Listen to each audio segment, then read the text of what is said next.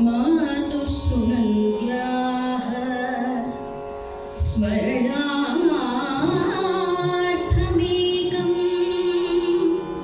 तस्याः विनम्रं शतशिष्यवृन्दम्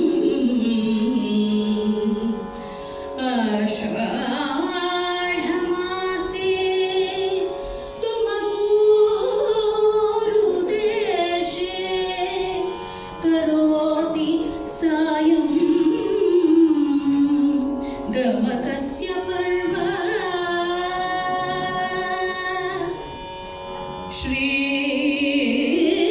श्रीकृष्णदेवः समरं विधाय पाञ्चालशोकं शमनं चकार पाञ्चालिशोकं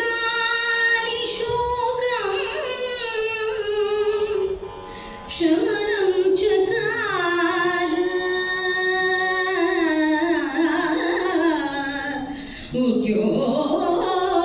उद्योगपर्वस्य विशिष्टभागम्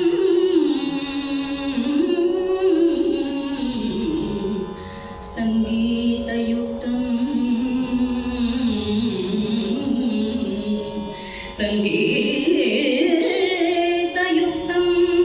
शृणुयाम अद्य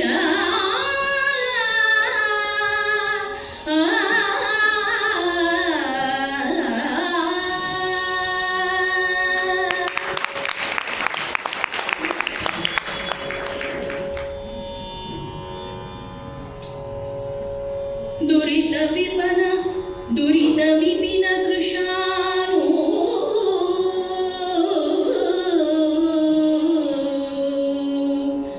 यदुकुलवर कुशेशय भानु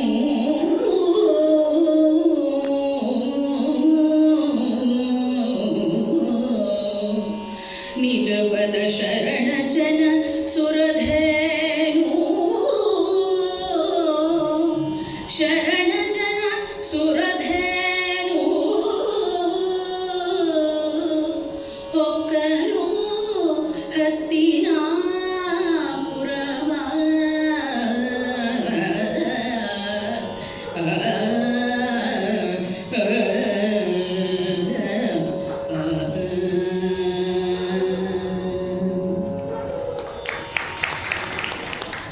ಶ್ರೀ ಗಣೇಶ ಶಾರದಾ ಗುರುಭ್ಯೋ ನಮಃ. ತುಮಕೂರಿನ ಈ ವಿದ್ವತ್ ಸಭೆಯಲ್ಲಿ ಆಸೀನರಾಗಿರುವ ಸಭಾಸದರಿಗೆ ನಮಸ್ಕರಿಸುತ್ತಾ, ಸುನಂದ ತಾಯಿ ಸುನಂದೆಯನ್ನ ನಮಸ್ಕರಿಸುತ್ತಾ, ಅವರ ಈ ಶಿಷ್ಯ ವೃಂದವನ್ನು ಅಭಿನಂದಿಸುತ್ತಾ, ನಮಗೆ ಅವಕಾಶ ಕೊಟ್ಟಿರುವ ಸತ್ಯಕನ ಮಗ ಸತ್ಯಕಸ್ಯ ಅಪತ್ಯಂ ಪುಮಾನ್ ಸಾತ್ಯಕಿ ಆಗ್ತಾನೆ. ಯುಯುಧಾನ ಅಂತ ಈತನಿಗೆ ಹೆಸರಿರುತ್ತೆ. ಮುಂದೆ ಮಹಾಭಾರತದ ಯುದ್ಧದಲ್ಲಿ ಕೂಡ ಆತ ಅಲ್ಲಲ್ಲಿ ಬರ್ತಾನೆ. ಯುಧಾಮನ್ಯು ಅಂದರೆ ಪಾಂಚಾಲ ದೇಶದ ಅರಸನ ಮಗ. ದ್ರೋಣಾಚಾರ್ಯರ ಯುದ್ಧ ದ್ರೋಣ ಪರ್ವದಲ್ಲಿ ಆತನ ಯುದ್ಧದ ವಿಶೇಷ ವರ್ಣನೆ ಬರುತ್ತೆ. ಆನಂತರ ಉತ್ತಮೌಜಸ ಅಂತ ಈತ ದ್ರುಪದನ ಮಗನೇ.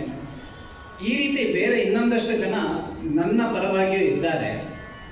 ಜೊತೆಗೆ ಭೀಮನಿಗೆ ಆತನ ಪ್ರತಿಜ್ಞೆಯ ಪೂರ್ಣ ಸಂಕಲ್ಪ ಪೂರ್ಣವಾಗಲಿಕ್ಕೆ ಆತನಿಗೆ ಯುದ್ಧ ಬೇಕೇ ಬೇಕು. ಹಾಗಾಗಿ ಅಣ್ಣಂದ್ರೆ ಏನು ಬೇಕಿದ್ರು ಹೇಳಿ, ನನಗಂತೂ ಅದು ಹೇಗೂ ಸಮ್ಮತಿ ಇಲ್ಲ. ಯುದ್ಧ ಬೇಡ ಅಂದರೆ ನನಗೆ ಸಮ್ಮತಿ ಇಲ್ಲವೇ ಇಲ್ಲ. ನನಗೆ ಯುದ್ಧವೇ ಬೇಕು. ಅವರು ಏನು ಹೇಳಿದ್ರು ನಾನು ಅದಕ್ಕೆ ಮಿಸುಕಾಡೋದಿಲ್ಲ. ಎಷ್ಟು ಸುಂದರ ಕನ್ನಡ ಪದ ಮಿಸುಕು ಅನ್ನೋದನ್ನು ಕವಿ ಬಳಸಿದ್ದಾನೆ ಇಲ್ಲಿ. ಈ ರೀತಿ ಹೇಳಿ ಅಂದರೆ ಇಡೀ ಕಥಾ ಭಾಗದಲ್ಲಿ ಯಾವ ದಿಕ್ಕಿನತ್ತ ಸಾಗಬಹುದು ಅನ್ನುವ ಸೂಚನೆಯನ್ನು ಆ ಭೀಮನ ಮಾತುಗಳಲ್ಲಿ ಕವಿ ತರ್ತಾರೆ. ಕೆಲರು ಸಂಪ್ರತಿಗೆ ಒಲಿವರು, ಇತ್ತಲು ಕೆಲರು ವಿಗ್ರಹ ಕೆಳಿಸುವರು. ಇದರೊಳಗೆ ನಿಶ್ಚಯವಿಲ್ಲದಿರೆ ನೃಪ ಕಾರ್ಯವೆಂತಹುದು ತಿಳಿಯ ಹೇಳವನೀಶ. ಪರಮಂಡಲಕ್ಕೆ ಪಯಣವ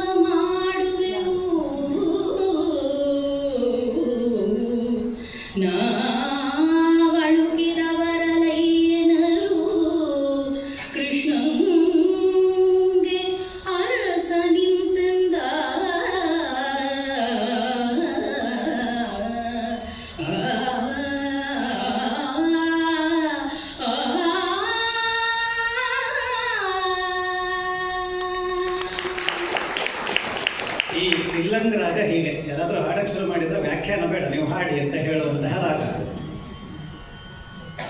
ಇಲ್ಲಿ ಶ್ರೀಕೃಷ್ಣ ಭೀಮನ ಮಾತುಗಳನ್ನು ಕೇಳಿದ ನಂತರ ಶ್ರೀಕೃಷ್ಣ ಯುಧಿಷ್ಠಿರನ ಹತ್ರ ಹೇಳ್ತಾನೆ, ಈಗ ನಾನು ಹೋಗ್ತಾ ಇದ್ದೀನಿ, ಹೌದು ಎಲ್ಲರ ಪರವಾಗಿ ಹೋಗ್ತಾ ಇದ್ದೀನಿ, ಆದರೆ ನಮ್ಮಲ್ಲಿ ಒಂದು ಒಮ್ಮತ ಅಂತ ಇರಬೇಕು.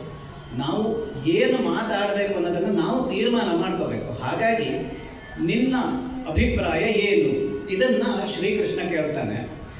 ಸಂಘೀಯ ಶಕ್ತಿ ಕಲೆಯುಗವು ಅನ್ನೋದು ಮಾತು, ಅಥವಾ ಒಗ್ಗಟ್ಟಿನಲ್ಲಿ ಬಲವಿದೆ, ತುಂಬ ಸರಳವಾದ ಗಾದೆ ಮಾತು. ಯಾಕೆ ಇದು ಮುಖ್ಯ ಅಂದರೆ, ನಾವು ಒಂದು ಸಮಾನ ಮನಸ್ಕ ಅಥವಾ ಐಕ್ಯಮತ್ಯ ಇದ್ದಾಗ ನಾವು ಯಾವ ಕೆಲಸಕ್ಕೆ ಹೋಗ್ತೀವೋ ಅದು ಚೆನ್ನಾಗಾಗುತ್ತೆ. ಈಗ ಉದಾಹರಣೆಗೆ PV ನರಸಿಂಹರಾಯರ ಸರ್ಕಾರದ ಕಾಲದಲ್ಲಿ UN ಸಮ್ಮೇಳನ, ವಿಶ್ವಸಂಸ್ಥೆಯ ಸಮ್ಮೇಳನಕ್ಕೆ ಅವರು ವಾಜಪೇಯಿ ಅವರನ್ನು ಕರ್ಕೊಂಡು ಹೋಗಿದ್ರು. ನಾಳೆ ವಾಜಪೇಯಿ ಅವರು ಸರ್ಕಾರ ತರಬಹುದು, ಏನೂ ಆಗಬಹುದು, ಆದರೆ ನಾವು ಆಡಳಿತ ಪಕ್ಷ ಮತ್ತು ವಿಪಕ್ಷ, ನಾವು ದೇಶ ಅಂತ ಬಂದಾಗ ನಾವು ಒಟ್ಟಿಲ್ಲ ಅಂತ ಆದರೆ ದೇಶದ ಕಥೆ ಏನಾಗಬೇಕು? ಇದು ಹೇಗೆ ಇವರು ಇಂದಿನ ಅಂದರೆ ಈಗ ಒಂದು 30 ವರ್ಷ ಹಿಂದಿನ ವಿಚಾರ ಇದು. ಈ ರಾಜಕಾರಣಿಗಳು ಯಾಕೆ ಇದನ್ನು ಮಾಡಿದರು ಅಂದರೆ, ಅದಕ್ಕೆ ಶ್ರೀಕೃಷ್ಣನ ಮಾತಿನಲ್ಲೇ ಕುಮಾರವ್ಯಾಸ, ಮಹಾಭಾರತದಲ್ಲಿ ವ್ಯಾಸರು ಕೂಡ ಇದೇ ಮಾತನ್ನು ಹೇಳ್ತಾರೆ. ಅಂದರೆ ಯಾವುದೇ ಒಂದು ಕೆಲಸಕ್ಕೆ ಒಬ್ಬರ ಪರವಾಗಿ ಹೋಗ್ತಿದ್ದೀವಿ ಅಂತಾದಾಗ ಒಮ್ಮತ ಇರಬೇಕು. ಆ ಒಮ್ಮತದ ನಿರ್ಣಯವನ್ನೇ ಮುಂದೆ ತಗೊಂಡು ಹೋಗಬೇಕು ಅನ್ನೋದನ್ನು ಶ್ರೀಕೃಷ್ಣ ದೂತನ ರೂಪದಲ್ಲಿ ಹೋಗುವ ವಿಚಾರದಲ್ಲಿ ಮಾತಾಡಿ ತೋರಿಸ್ತಾನೆ. ಅಂದರೆ ಇದು ನಮಗೆ ಏನು ಸಂದೇಶ ಅಂದರೆ, ನಾಯಕ ಅಂತ ಆದವನು ತನ್ನ ತಂಡದ ಮಾತುಗಳನ್ನು ಕೇಳಿಕೊಂಡು ಒಮ್ಮತಕ್ಕೆ ಬಂದು ಒಂದು ವಿಚಾರಕ್ಕೆ ಬಂದು ಅದರತ್ತ ಮುನ್ನಡಿ ಇಟ್ಟರೆ ಯಶಸ್ಸು ಸುಲಭ ಅಂತ ಅರ್ಥ. ವಿದಿತವೈದೂರುಗಳ ಕೊಟ್ಟೊಡೆ ಹದುಳವಿಡುವುದು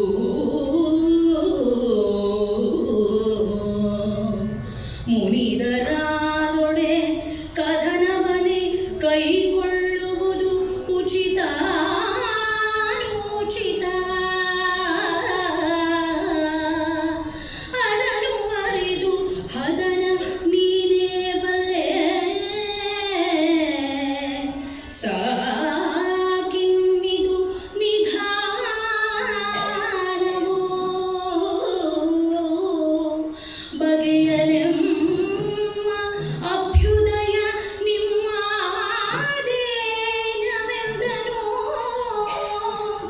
ಎಂಬ ಅಭ್ಯುದಯ ನಿಮ್ಮಾಧೀನವೆಂದನು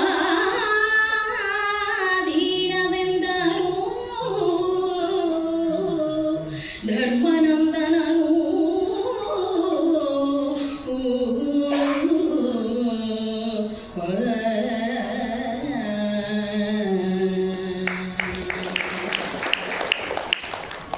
ಇದಕ್ಕೆ ಯುಧಿಷ್ಠಿರನ ಉತ್ತರ ನೋಡಿ. ಇಲ್ಲಿಯೂ ಇನ್ನೊಂದು ನಾಯಕತ್ವದ ಗುಣವೇ ಇದೆ.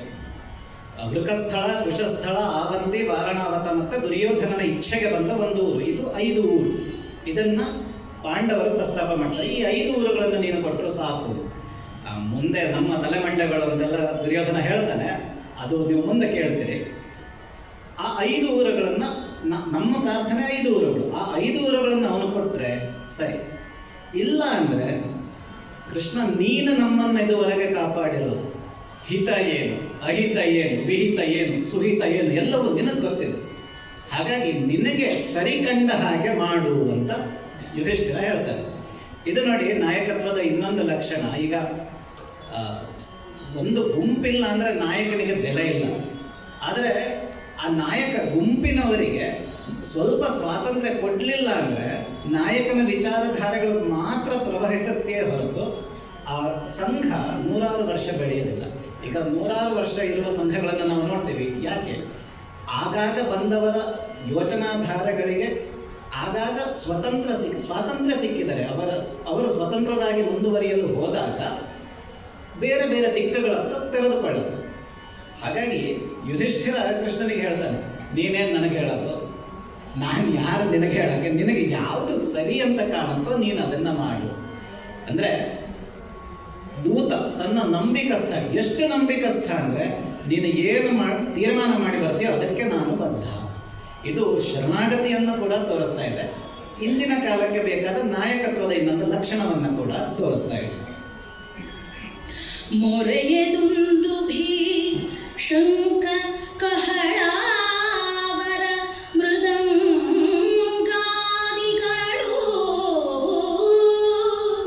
ಭೂಸುರ ಸುರಭಿಗಳ ಬಲವಂದು ದಧಿ ದೂರ್ವಾಕ್ಷತಾವಳಿಯ ಧರಿಸಿ ಧರಣಿ ದೇವರನು ಸತ್ಕರಿಸಿ ಕರತಳದಿಂದ ನಾಸಿಕದೆರಲ ಚಂದ್ರೋದಯವನ್ ಈಕ್ಷಿಸಿ ದೇವ ಹೊರವಂಟ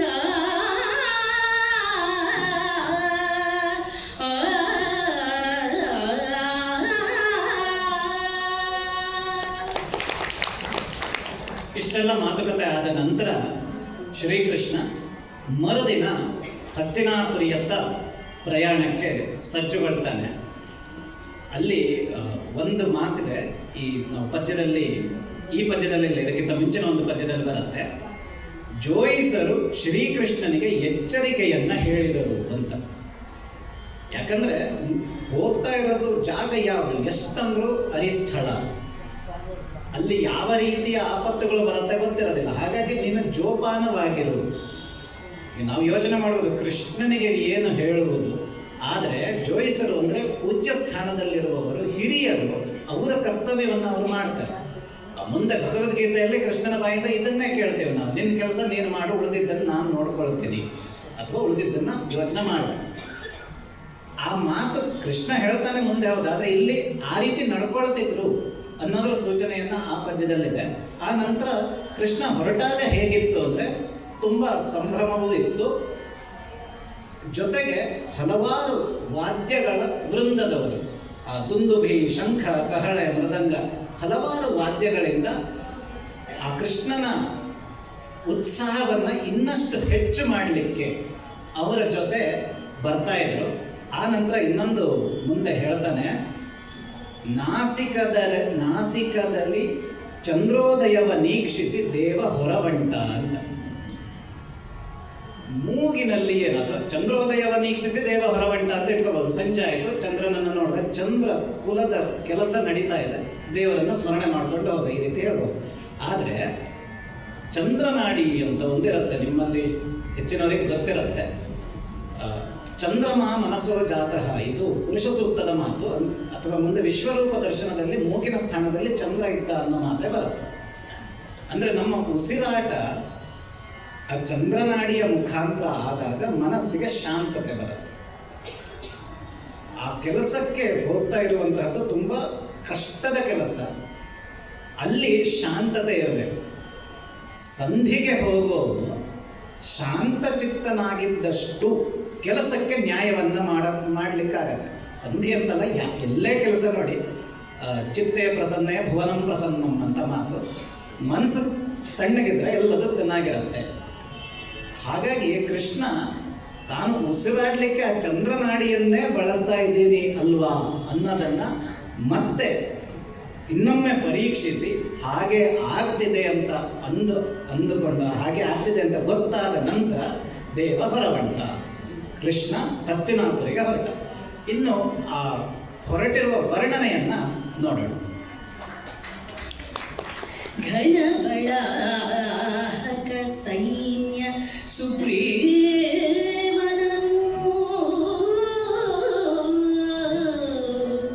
ನಿರ್ಮಳ ಮೇಘ ಪುಷ್ಪನನ್ ಅರುವಿನಲ್ಲಿ ಹೂಡಿದರು. ದಾರುಕ ಹೇಮಮಯ ರಥವ ಧನುವ ಶಸ್ತ್ರಾಸ್ತ್ರವ ಸುದರ್ಶನ ಕನಕ ಕವಚ ಕೃಪಾಣವನು ಸ್ಯಂದನದೊಳು ಇಡುಹೆಂದ ಅಸುರರಿಗೂ ಸಾತ್ಯಕಿಗೆ ನೇಮಿಸಿದ.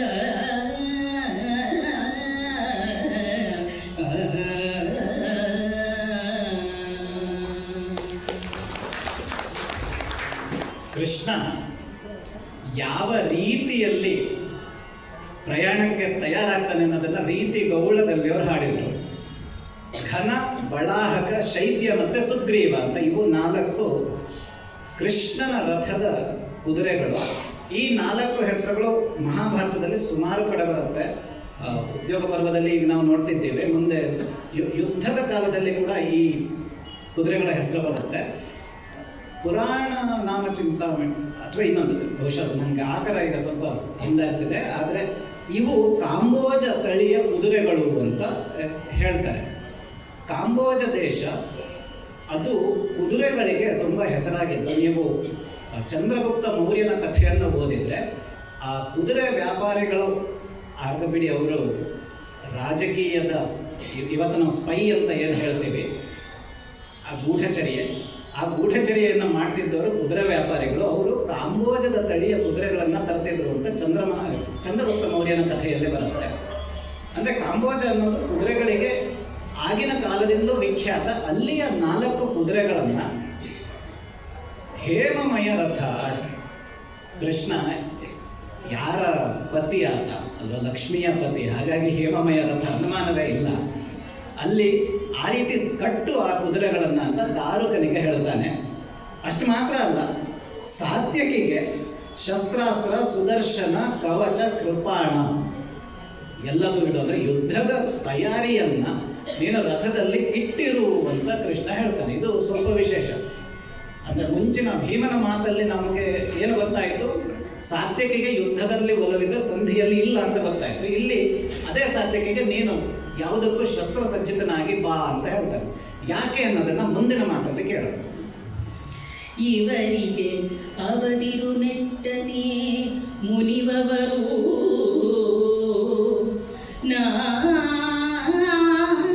ವಿವರವರು ಮತ್ತಂತೆ ಅವರಿಗೆ ಅವನಿಯನಿಸಿ ಕೊಡುವುದು ನಮ್ಮ ಭರವಸೆಗೆ. ಅವಗಡಿಸಿದೊಡೆ ಕಾದುವುದು ಕೌರವರು ಖುಲ್ಲರು ರಥದೊಳಗೆ ಕೈದುವನು ತುಂಬೆಂದು ಅಸುರರಿಗೂ ಸಾತ್ಯಕಿಗೆ ನೇಮಿಸಿದ.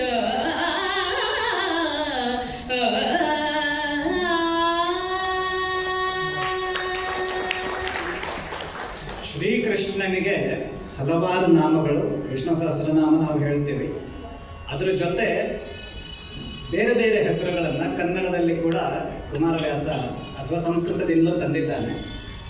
ಆ ಹೆಸರುಗಳನ್ನು ಯಾವ ಸಂದರ್ಭದಲ್ಲಿ ಹೇಗೆ ಬಳಸ್ತಾರೆ ಅನ್ನೋದರಲ್ಲಿ ಕೂಡ ಚಮತ್ಕಾರ ಇದೆ. ಮುಂಚೆ ನೋಡಿದ್ವಿ ದುರಿತ ವಿಪಿನ ಕೃಷಾನು ಅಂತ, ಇಲ್ಲಿ ಅಸುರರಿಪು ಅಂತ. ಹಿಂದಿನ 2 ಪದ್ಯಗಳಲ್ಲಿ ಅಸುರರಿಪು ಅನ್ನೋ ಶಬ್ದದ ಬಳಕೆಯೇ ಆಗುತ್ತೆ. 5 ಮಾತ್ರೆಗಳಿಗೆ ಏನು ಬೇಕಾದಷ್ಟು ಶಬ್ದಗಳು ಸಿಗ್ತವೆ, ಆದರೆ ಆ ಪದ್ಯಗಳಲ್ಲಿ ಸೂಚನೆ ಅಸುರರು ಯಾರು, ಹಾಗಿದ್ರೆ ಕೌರವರು ಅಸುರರೇ ಅಲ್ವಲ್ಲ. ಆದರೆ ಅಸುರರಿಗೆ ಕೃಷ್ಣ ಏನು ಮಾಡಿದ್ನೋ ಕೌರವರಿಗೂ ಅದನ್ನೇ ಮಾಡ್ತಾನೆ, ಅದು ಸೂಚನೆ. ಇದು ಕವಿಯ ಸಾಮರ್ಥ್ಯ. ಕೃಷ್ಣ ಯಾಕೆ ರಥದಲ್ಲಿ ಅಸ್ತ್ರಗಳನ್ನು ಇಡ್ಲಿಕ್ಕೆ ಹೇಳ್ತಾನೆ ಅಂದರೆ, ನಾವು ಪಾಂಡವರ ಕಡೆಯವರು, ಪಾಂಡವರು ಅಂದರೆ ಕೌರವರಿಗೆ ಆಗೋದಿಲ್ಲ. ಹಾಗಾಗಿ ಪಾಂಡವರಿಗೆ ಏನಾದರೂ ಕೇಳೋಣ, ಪಾಂಡವರಿಗಾಗಿ ಏನಾದರೂ ಬೇಡ್ಕೊಳ್ಳೋಣ ಅಂದರೆ ಅವನು ಒಪ್ಪುತ್ತಾನೆ ಅನ್ನೋದು ಏನೂ ಗ್ಯಾರಂಟಿ. ಅವನು ಒಪ್ಪಲಿಕ್ಕಿಲ್ಲ, ಖಂಡಿತ ಅವನ ವಿರೋಧವನ್ನೇ ಮಾಡಿ. ಅದು ಅವನ ಆಂತರ್ಯದ ಮತ, ಅದು ನಮಗೆ ಗೊತ್ತಿದೆ. ಹಾಗಿದ್ದಾಗ ನಾವು ಬರಿಗೈಯಲ್ಲಿ ಮರಳಿ ಬರಲಿಕ್ಕಾಗೋದಿಲ್ಲ. ಹಾಗಾದಾಗ ಅವರು ಕೇಳಿದ 5 ಊರಲ್ವ, ಆ 5 ಊರನ್ನು ಅವನು ಒಪ್ಪಲಿಲ್ಲ ಅಂದರೆ ಯುದ್ಧ ಮಾಡಿ ಆದರೂ ನಾನು ತರಲೇಬೇಕು. ಅದು ನನಗೆ ನನ್ನ ಮೇಲೆ ಯುಧಿಷ್ಠಿರ ಇಟ್ಟಿರುವ ನಂಬಿಕೆ, ಅಥವಾ ಕೃಷ್ಣನಿಗೆ ತನ್ನಲ್ಲಿದ್ದ ಸಾಮರ್ಥ್ಯದ ನಂಬಿಕೆ.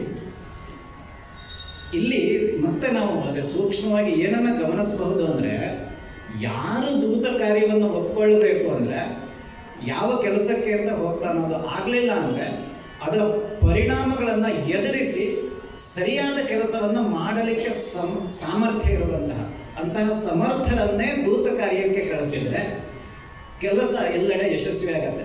ಇವತ್ತಿನ ನಮ್ಮ ಕಾಲಘಟ್ಟ ನೋಡಿ, ನಮ್ಮ ವಿದೇಶಾಂಗ ತಜ್ಞರು ಅಥವಾ ದೂತರೇ ತಾನೇ ಅವರು, ಎಷ್ಟು ಸಮರ್ಥರಿದ್ದಾರೆ. ಹಾಗಾಗಿ ನಮ್ಮ ಇಂದಿನ ಕಾಲಘಟ್ಟದಲ್ಲಿ ಸುತ್ತಲೂ ಯುದ್ಧಗಳಾಗುತ್ತಿರುವಾಗ ನಾವು ನೆಮ್ಮದಿಯಾಗಿದ್ದೇವೆ, ಇಂತಹ ಗಮಕದ ಕಾರ್ಯಕ್ರಮವನ್ನು ಮಾಡ್ತಾ ಇದ್ದೇವೆ ಅಂದರೆ ಆ ದೂತರ ಕೊಡುಗೆಯು ಎಲ್ಲೋ ಒಂದು ಕಡೆ ಇರುತ್ತೆ ಅನ್ನೋದು ನಮಗೆ ಗೊತ್ತಾಗುತ್ತೆ. ಕಳುಹುತಯ ಐತಂದ ಅಖಿಲ ಪಾಂಡವ ಬಲಕೆ ನೇಮವ ಕೊಟ್ಟು ಧರ್ಮಜ ಪರುಗುಣರ ನಿಲ್ಲಿಸಿದನು ಸಹದೇವನನು ನಕುಲನನು ಕಳುಹಿದನು ನೀ ಮರಳಿನಲು ಬೆಂಬಳಿಯಲಿ ಅನಿಲಜನ್ ಐರಿದಿ ಹಗೆಯಲಿ ಕಲಹವನು ಮಸೆಯಂದು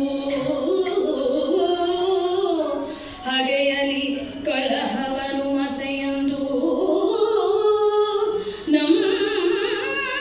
ನಂಬುಗೆಗೊಂಡು ಮರಳಿದನು.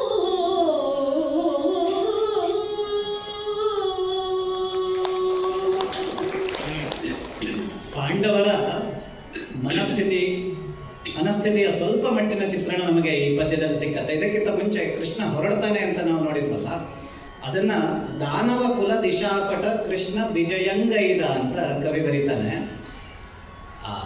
ಮತ್ತೆ ಅದೇ ಕೃಷ್ಣನ ಹೆಸರನ್ನ ಹೇಗೆ ಬಳಸ್ತಾನೆ, ದಾನವ ಕುಲ ದಿಶಾಪಟ, ಆ ದಾನವ ಕುಲವನ್ನ ಮೂಲೆ ಮೂಲೆಗೆ ಹೋಗುವ ಹಾಗೆ ಮಾಡಿರುವ ಕೃಷ್ಣ ವಿಜಯಂಗೈದ. ದೂತ ಕಾರ್ಯದಲ್ಲಿ ವಿಜಯ ಅಲ್ಲ, ನಾವು ಯುದ್ಧಕ್ಕೆ ಹೋದರೆ ಹೌದು ವಿಜಯ ಬೇಕು, ದೂತ ಕಾರ್ಯದಲ್ಲಿ ಕೆಲಸ ಸಂಪೂರ್ಣ ಆಗಬೇಕು. ಅದರಲ್ಲಿ ವಿಜಯಂಗೈದ ಅನ್ನೋ ಮಾತನ್ನ ಹೇಳ್ತಿದ್ದಾನೆ. ಅಂದರೆ ಇಲ್ಲಿ ರಥದ ವರ್ಣನೆಯಲ್ಲಿ ಹೇಳ್ತಿರಬಹುದು, ಆದರೆ ಅದು ಸೂಕ್ಷ್ಮವನ್ನು ನಾವು ಗಮನಿಸಬೇಕು. ಈ ರೀತಿ ಎಲ್ಲ ಹೊರಟು ಸ್ವಲ್ಪ ಮುಂದೆ ಹೋಗ್ತಾರೆ. ಹೋದ ನಂತರ ಕೃಷ್ಣ, ಧರ್ಮರಾಜ, ಅರ್ಜುನ ಇವರನ್ನ ನೀವು ಸ್ವಲ್ಪ ನಿಲ್ಲಿ, ಇಲ್ಲಿ ಸಾಕು ನೀವು ಬಂದಿದ್ದು ಅಂತ ಹೇಳ್ತಾನೆ. ಸಹದೇವ, ನಕುಲರನ್ನ ವಾಪಸ್ ಕಳಿಸ್ತಾನೆ. ಇಷ್ಟಾದರೂ ಕಲಿಭೀಮ ಬಿಡೋದಿಲ್ಲ. ಅನಿಲಜ ಕೃಷ್ಣನ ಹಿಂದೆ ಬರ್ತಾನೆ.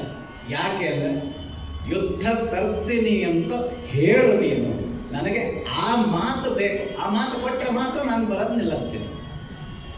ಎಷ್ಟು ಚೆನ್ನಾಗಿದೆ ನೋಡಿ. ಆತನಿಗೆ ಗೊತ್ತಿದೆ, 2 ಊರು ನನಗೆ ಬೇಕು ಅಂತ ಯಾವಾಗ ಹೇಳಿದಾನೋ ಅದು ಬೇಕು ಅವನಿಗಷ್ಟೇ. ಹಾಗೆ ನೀನು ಏನೇ ಮಾಡು, ಕಾಯೇನ ವಾಚಾ ಮನಸ್ಸ, ನೀನು ಏನೇ ಮಾಡು ಅದು ಬೇಕು. ಅದು ತರ್ತೀಯ, ನಾನು ಇಲ್ಲಿಂದ ಹೋಗ್ತೀನಿ. ಈ ರೀತಿಯ ಒಂದು ಮಾತನ್ನ ಕೃಷ್ಣನ ಹತ್ರ ಪಡ್ಕೊಂಡು ಭೀಮ ವಾಪಸ್ ಹೋಗ್ತಾನೆ. ದೇವಿಯರು ನೀ ಮರಳಿಯನೇ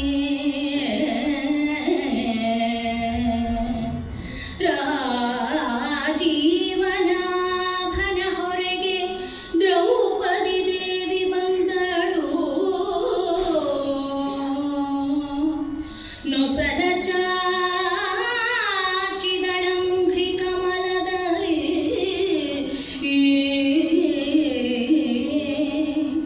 ಸ್ಥಾವರಕ್ಕೆ ಜಂಗಮಕ್ಕೆ ಸ್ಥಾವರಕ್ಕೆ ಜಂಗಮಕ್ಕೆ ನೀನೇ ಸ್ಥಾವರಕ್ಕೆ ಜಂಗಮಕ್ಕೆ ನೀನೇ ಜೀವ ನೀನೇ ಜೀವ ಚೇಷ್ಟಕನ್ ಅವಧಿರಂತರ್ಭಾವವನು ಅವಧಿರಂತರ್ಭಾವವನು ನೆರೆಬರೆಯಲಾಗಲು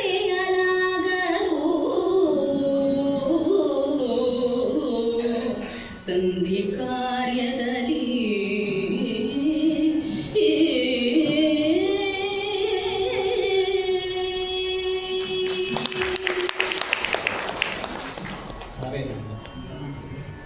ಈ ಪದ್ಯದಲ್ಲಿ ಸ್ಥಾವರ ಅಂತಂದು ಶಬ್ದ ಬಂದಿದೆ. ಬಹುಶಃ ಅದಕ್ಕೆ ತುಂಬ ಹತ್ತಿರವಾಗಿದೆ ಅಂತ ಇರ್ಲಿಕ್ಕಿಲ್ಲ, ಯಾಕಂದ್ರೆ ಇಲ್ಲಿ ಭಾವಕ್ಕೆ ಅದು ಬೇಕು ಅಂತ ಬಳಸಿರ್ತಾರೆ. ಭೀಮನ್ನ ಕಳಿಸಾಯಿತು, ಆದರೆ ಇನ್ನೊಂದು ಓಟು ಉಳಿದಿದೆ, ತುಂಬ ಮುಖ್ಯವಾದ ಓಟದು. ದ್ರೌಪದಿ ಬರ್ತಾಳೆ, ರಾಜೀವನಾಭನ ಹತ್ರ ಬರ್ತಾಳೆ ಅಂತ. ಅಸುರರಿಪು ಹತ್ರ ಅಲ್ಲ, ರಾಜೀವನಾಭ. ಕಮಲದಿಂದ ಬಂದವನಲ್ವ, ಕಮಲವನ್ನು ನಾಭಿಯಲ್ಲಿ ಇರುವ, ಅಂದರೆ ಅದು ಒಂದು ಉನ್ನತಿ ಅಥವಾ ಬೆಳವಣಿಗೆ, ಈ ರೀತಿಯ ಗ್ರೋತ್ ಅಂತ ಏನು ಹೇಳ್ತೇವೆ ಇಂಗ್ಲೀಷಲ್ಲಿ, ಆ ರೀತಿ ಅಂದರೆ ಮುಂದೆ ಒಳ್ಳೆಯದಾಗತ್ತೆ ಅನ್ನೋ ಒಂದು ಹೆಸರಿನ ಸೂಚನೆ. ಅವನ ಹತ್ರ ಬಂದು ನೊಸಲನ್ನು ಚಾಚಿದಳು ಅಂಧ್ರಿ ಕಮಲದಲ್ಲಿ, ಕಾಲಿಗೆ ನಮಸ್ಕಾರ ಮಾಡ್ತಾಳೆ. ದ್ರೌಪದಿ ಬರ್ತಾಳೆ, ಬಂದೊಂದು ಮಾತು ಹೇಳ್ತಾಳೆ, ಸ್ಥಾವರಕ್ಕೆ ಜಂಗಮಕ್ಕೆ ನೀನು ಜೀವ ಚೇಷ್ಟಕ ಅಂತ. ನಾನು ಶತಾವಧಾನಿ ಡಾಕ್ಟರ್ ಗಣೇಶ್ರವರ ಒಂದು ವ್ಯಾಖ್ಯಾನವನ್ನು ಕೇಳ್ತಿದ್ದೆ. ಈ ಒಂದು ಪದ್ಯಕ್ಕೆ ಅವರು ಯೂಟ್ಯೂಬಲ್ಲಿ 15 ನಿಮಿಷ ಹೇಳಿದ್ದಾರೆ.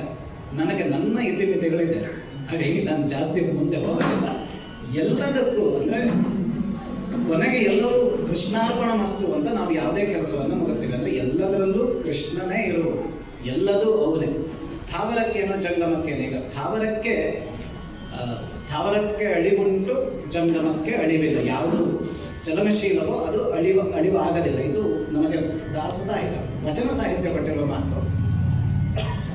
ಆದರೆ ನೀವು ಯಾವುದೇ ಒಂದು ವಸ್ತುನ ಒಂದು ಕಡೆ ಹಾಗೆ ಇಟ್ಟರೆ ಅದು ಅಳಿಯುತ್ತೆ. ಮೇಂಟೆನೆನ್ಸ್ ಅನ್ನೋದು ಬೇಕು. ಈಗ ಒಂದು ಮನೆ ಬಾಗಿಲು ಹಾಕಿಟ್ಟು ಹೋದರೆ ತುಂಬ ಧೂಳು ಕೂತಿರುತ್ತೆ, ಆದರೆ ಅದು ಮನೆಯಾಗಿಯೇ ಇರಬೇಕು ಅಂದರೆ ಅದರಲ್ಲೂ ಏನೋ ಒಂದು ಶಕ್ತಿ ಬೇಕು. ಅದು ಯಾರು ಅಂದರೆ ಪ್ರಕೃತಿ ಶಕ್ತಿ. ಅಂದರೆ ಯಾರು? ಶ್ರೀಕೃಷ್ಣ. ನೀನು ಅಂತಹ ಸ್ಥಾವರಕ್ಕೂ ನೀನು ಶಕ್ತಿ ತುಂಬುವ ವ್ಯಕ್ತಿ. ನಾನು ಏನು ಅಂತ ನಿನಗೆ ಗೊತ್ತು. ಇದನ್ನೆಲ್ಲ ತಲೆಯಲ್ಲಿಟ್ಕೋ, ಅವರ ಆಂತರ್ಯವನ್ನು ತಿಳಿ, ಆದರೆ ಸಂಧಿಗೆ ಒಪ್ಪಬೇಡ. ತುಂಬ ನಿರ್ಣಾಯಕವಾದ ಮಾತನ್ನು ನೇರವಾಗಿ ಕೃಷ್ಣನ ಹತ್ರ ಹೇಳ್ತಾಳೆ. ಅವರ ಆಂತರ್ಯ ತಿಳಿ, ಅದರ ಸಂಧಿಗೆ ಒಪ್ಪಬೇಡ. ಕಳರು ತಮ್ಮುನ್ನತಿಯ ಕೀಲನು ಕಳಚಿ ಕಳೆದರು, ಮರಳಿ ಮಾಡುಡೆ ಅಳುಕಿದರು ತನ್ನವರು, ಪತಿಗಳೇ ಪರಮ ವೈರಿಗಳು,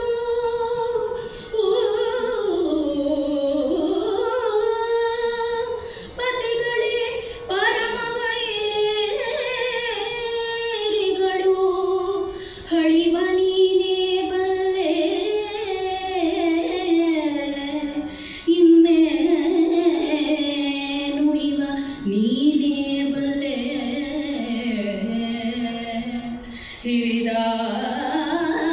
ಹಿರಿದಾಗಳಲಿದೆನು ಸಲಹೆಂದು ಕಂಬನಿ ತುಂಬಿದಳು ತರಳೆ,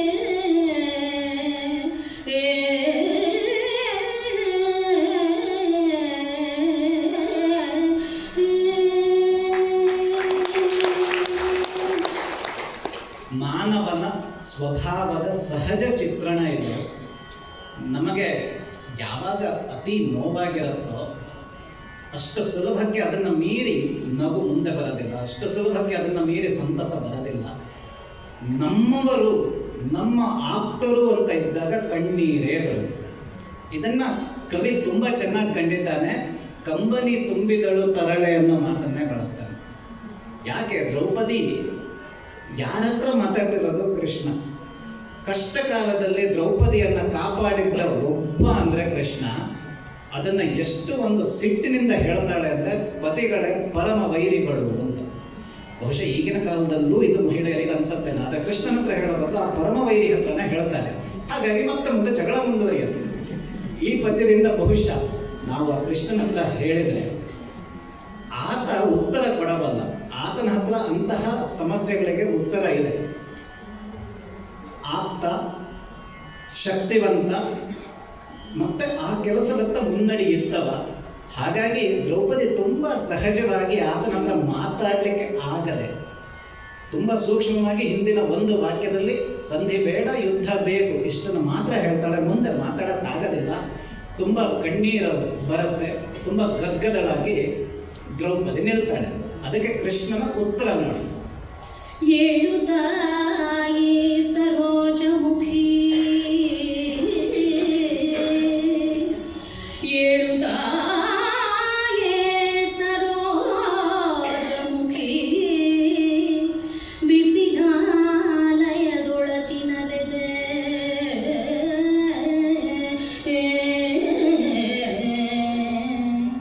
ನಿನ್ನವರಾಳಿಕೊಂಡಂದವನು ಬಲ್ಲೆನು,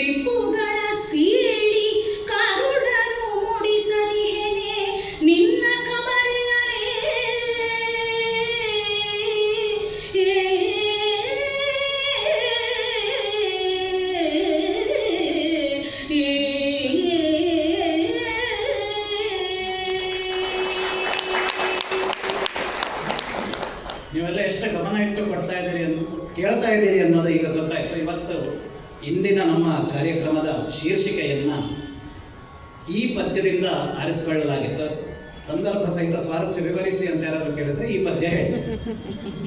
ಕೃಷ್ಣನ ಉತ್ತರ ನೋಡಿ, 7 ತಾಯಿ ಸರೋಜಮುಖಿ.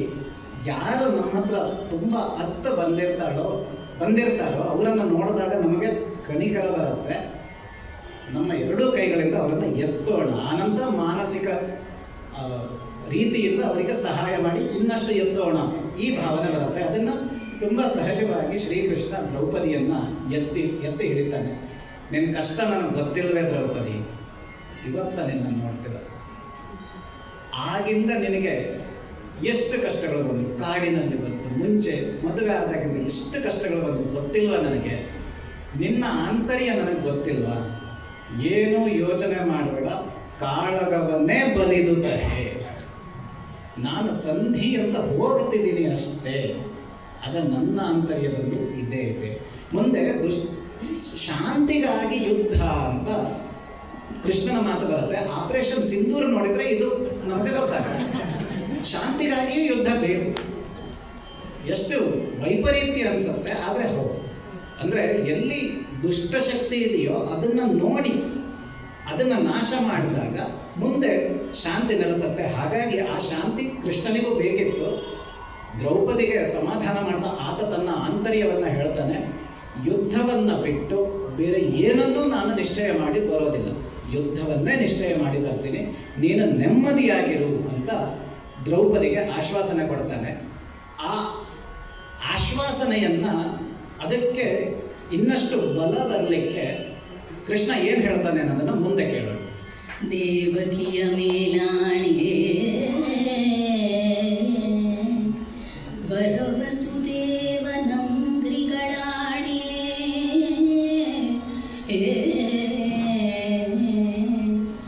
ಮನುಮಥ ದೇವನಾಣೆ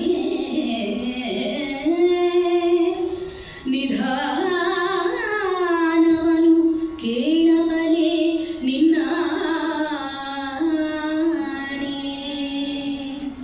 ನಾವು ಸಂಧಿಯನೆ ಬದಲಿ ಅವಧಿರ ಭಾವವನ್ನು ಕಲಿ ಮಾಡಿ ಕೋಪವತ್ತೇವೆ ಸಂಧಿಯ ಮುರಿದು ಬಹೆವು ಇದನಂ.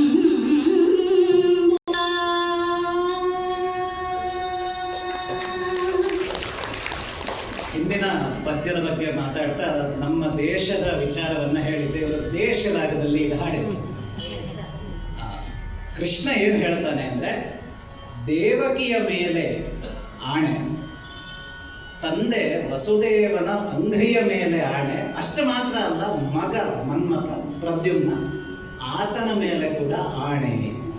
ನಾವು ಆಣೆ ಭಾಷೆಯ ವಿಚಾರವನ್ನು ನೋಡಿದರೆ ನಮ್ಮ ಇಷ್ಟದವರ ಮೇಲೆ ಯಾವಾಗ ಆಣೆ ಇಟ್ಟು ಮಾತಾಡ್ತೀವಿ ಅಂದರೆ ಅದು ಬಿಟ್ಟು ಬೇರೆ ಏನೂ ಘಟಿಸೋದಿಲ್ಲ ಅನ್ನೋದು ನಮಗೆ ಶತಸಿದ್ಧವಾಗಿದ್ದರೆ ಮಾತ್ರ ನಾವು ಹೇಳ್ತೀವಿ. ಅನುಮಾನ ಇದ್ದರೆ ನಿಮ್ಮಪ್ಪನ ಆಣೆ ಅಂತ ಹೇಳೋಕ್ಕಾಗೋದಿಲ್ಲ. ಆ ಮಾತನ್ನು ಹೇಗೋ ಹೇಳಬಾರ್ದು, ಆ ವಿಚಾರ ಇರಲಿ. ಆದರೆ ಕೆಲವೊಮ್ಮೆ ನನ್ನ ಸಂಕಲ್ಪ ಎಷ್ಟು ದೃಢವಾಗಿದೆ ಅನ್ನೋದನ್ನು ಹೇಳಲಿಕ್ಕೆ ಇಂತಹ ಈ ಆಣೆಯ ವಿಚಾರವನ್ನು ತರೋದಿದೆ. ಇದು ನಮ್ಮ ಅಪ್ಪಟ ದೇಸಿ ಸೊಬಗಿನ ಮಾತಿದು, ಕನ್ನಡ ನಾಡಿನ ಮಾತು. ಅದನ್ನು ಕುಮಾರವ್ಯಾಸ ತಂದಿದ್ದಾನೆ. ಅಷ್ಟು ಮಾತ್ರ ಅಲ್ಲ, ಇನ್ನೂ ನಾನು ಏನು ಮಾಡ್ತೀನಿ ಅಂದರೆ ಅವರ ಮನಸ್ಸನ್ನು ತಿಳಿತೀನಿ. ಆ ನಂತರ ನಿಮ್ಮ ಮೇಲೆ ಆ ಇನ್ನೊಂದಷ್ಟು ಏನು ವೈರ ಇದೆ ಅದನ್ನು ಕೆದಕ್ತೀನಿ. ಕೆದಕಿ ನಿಮ್ಮ ಮೇಲೆ ಇಲ್ಲ, ಸಂಧಿ ಬೇಡ ಅನ್ನೋ ಭಾವನೆಯನ್ನು ಗಟ್ಟಿ ಮಾಡ್ತೀನಿ. ಅಷ್ಟು ಮಾಡಿ ನಾನು ಬರ್ತೀನಿ, ಇದನ್ನು ನೀನು ನಂಬು. ಯಾಕಂದರೆ ನಾನು ಆಣೆ ಮಾಡಿ ಹೇಳಿದ್ದೀನಿ, ನನ್ನ ಇಷ್ಟದವರ ಮೇಲೆ ಆಣೆ ಮಾಡಿ ಹೇಳಿದ್ದೀನಿ, ಇದನ್ನು ನೀನು ನಂಬು ಅಂತ ದೇವಕಿಗೆ ಅಂತ ದ್ರೌಪದಿಗೆ ಆತ ಭರವಸೆಯನ್ನು ಕೊಟ್ಟು ಮುಂದುವರಿತಾರೆ. ಇದು ನಮ್ಮ ನಾಡಿನ ಆಣೆ ವಿಚಾರವನ್ನು ಕೂಡ, ಅಂತ ಒಂದು ಸಾಮಾನ್ಯ ವಿಚಾರವನ್ನು ಕೂಡ ಮಹಾಕವಿ ತನ್ನ ಪದ್ಯದಲ್ಲಿ ಸಮಯೋಚಿತವಾಗಿ ತರಬಲ್ಲ. ಇದು ಉದಾಹರಣೆ. ಮರಳಿದಳು ತರಳಾಕ್ಷಿ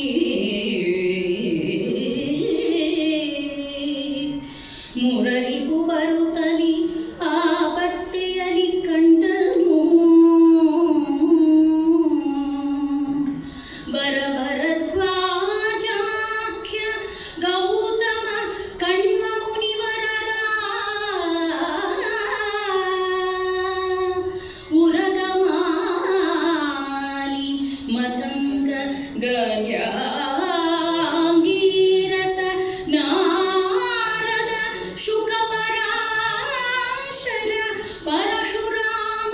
ಶ್ವೇತಕೇತು ಪ್ರಮುಖ ಮುನಿವರರ ಕಂಡನು ಪ್ರಮುಖ ಮುನಿವರರ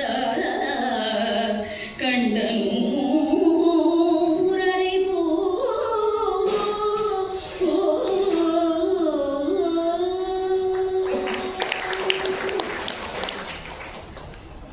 ವನಜನಾಭ ಈಗ ಅರಿರಿಪು ಆಗಿ ಹೋಗಿದ್ದಾನೆ. ಆತ ಕೃಷ್ಣ ಹೊರಡ್ತಾನೆ. ಹೊರಟಾಗ ಆತನಿಗೆ ಯಾರ್ಯಾರು ಕಾಣ್ತಾರೆ? ಒಂದು ಋಷಿ ಸಮೂಹವೇ ಕಾಣುತ್ತೆ. ಅದನ್ನ ಇಲ್ಲಿ ಕುಮಾರವ್ಯಾಸ ಚೆನ್ನಾಗಿ ಹೇಳ್ತಿದ್ದಾನೆ ನೋಡಿ. ಗೌತಮ ಅಂತ ಕೃಪಾಚಾರ್ಯರಿಗೆ ಹೇಳ್ತಾರೆ. ಗೌತಮ ವಂಶದಲ್ಲಿ ಇರುವ ಋಷಿಗಳಿಗೆಲ್ಲ ಗೌತಮ ಅನ್ನೋದೇ ಹೆಸರು. ಈಗ ಶೃಂಗೇರಿಯ ಪೀಠದ ಶಿಷ್ಯಂದರಿಗೆಲ್ಲ ಶಂಕರಾಚಾರ್ಯ ಅನ್ನೋ ಒಂದು ಹೆಸರಿಂದ ಕರೀತಾರಲ್ಲ ಹಾಗೆ. ಆ ನಂತರ ಕಣ್ವರು ಶಕುಂತಲೆಯ ಕಥೆಯಲ್ಲಿ ಗೊತ್ತಿರುವಂತಹ ಮಹರ್ಷಿಗಳು, ಶಕುಂತಲೆಯನ್ನು ಸಾಕಿದವರು ಕಣ್ವರು.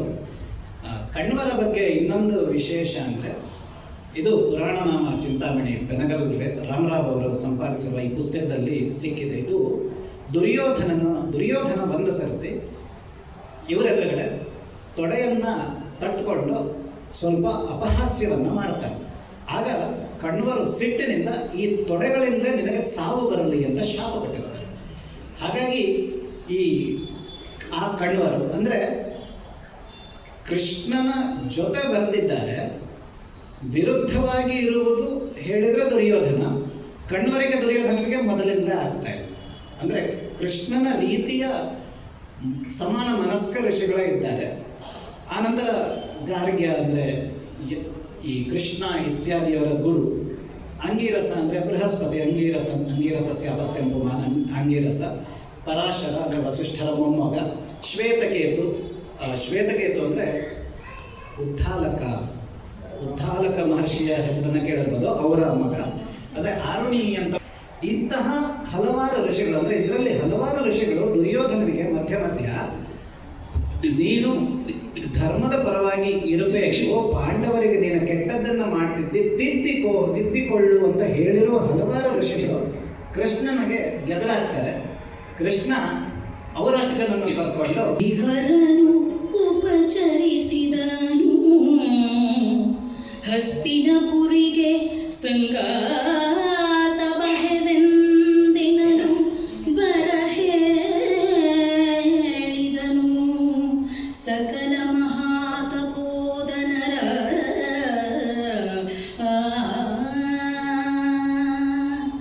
ಘನಕುಶಸ್ಥಳಪುರದ ನೆಡಿಗೈದನು. ಸುಯೋಧನನ್ ಅಲ್ಲಿಗಟ್ಟಿದ ವಿನುತ ಧೂತರು ಭಿನ್ನವಿಸಿದರು. ಮುರಹರನ ಬರವ ದೂತರು ಸುಯೋಧನನಲ್ಲಿ ಭಿನ್ನವಿಸಿದರು. ಮುರಹರನ ಬರವ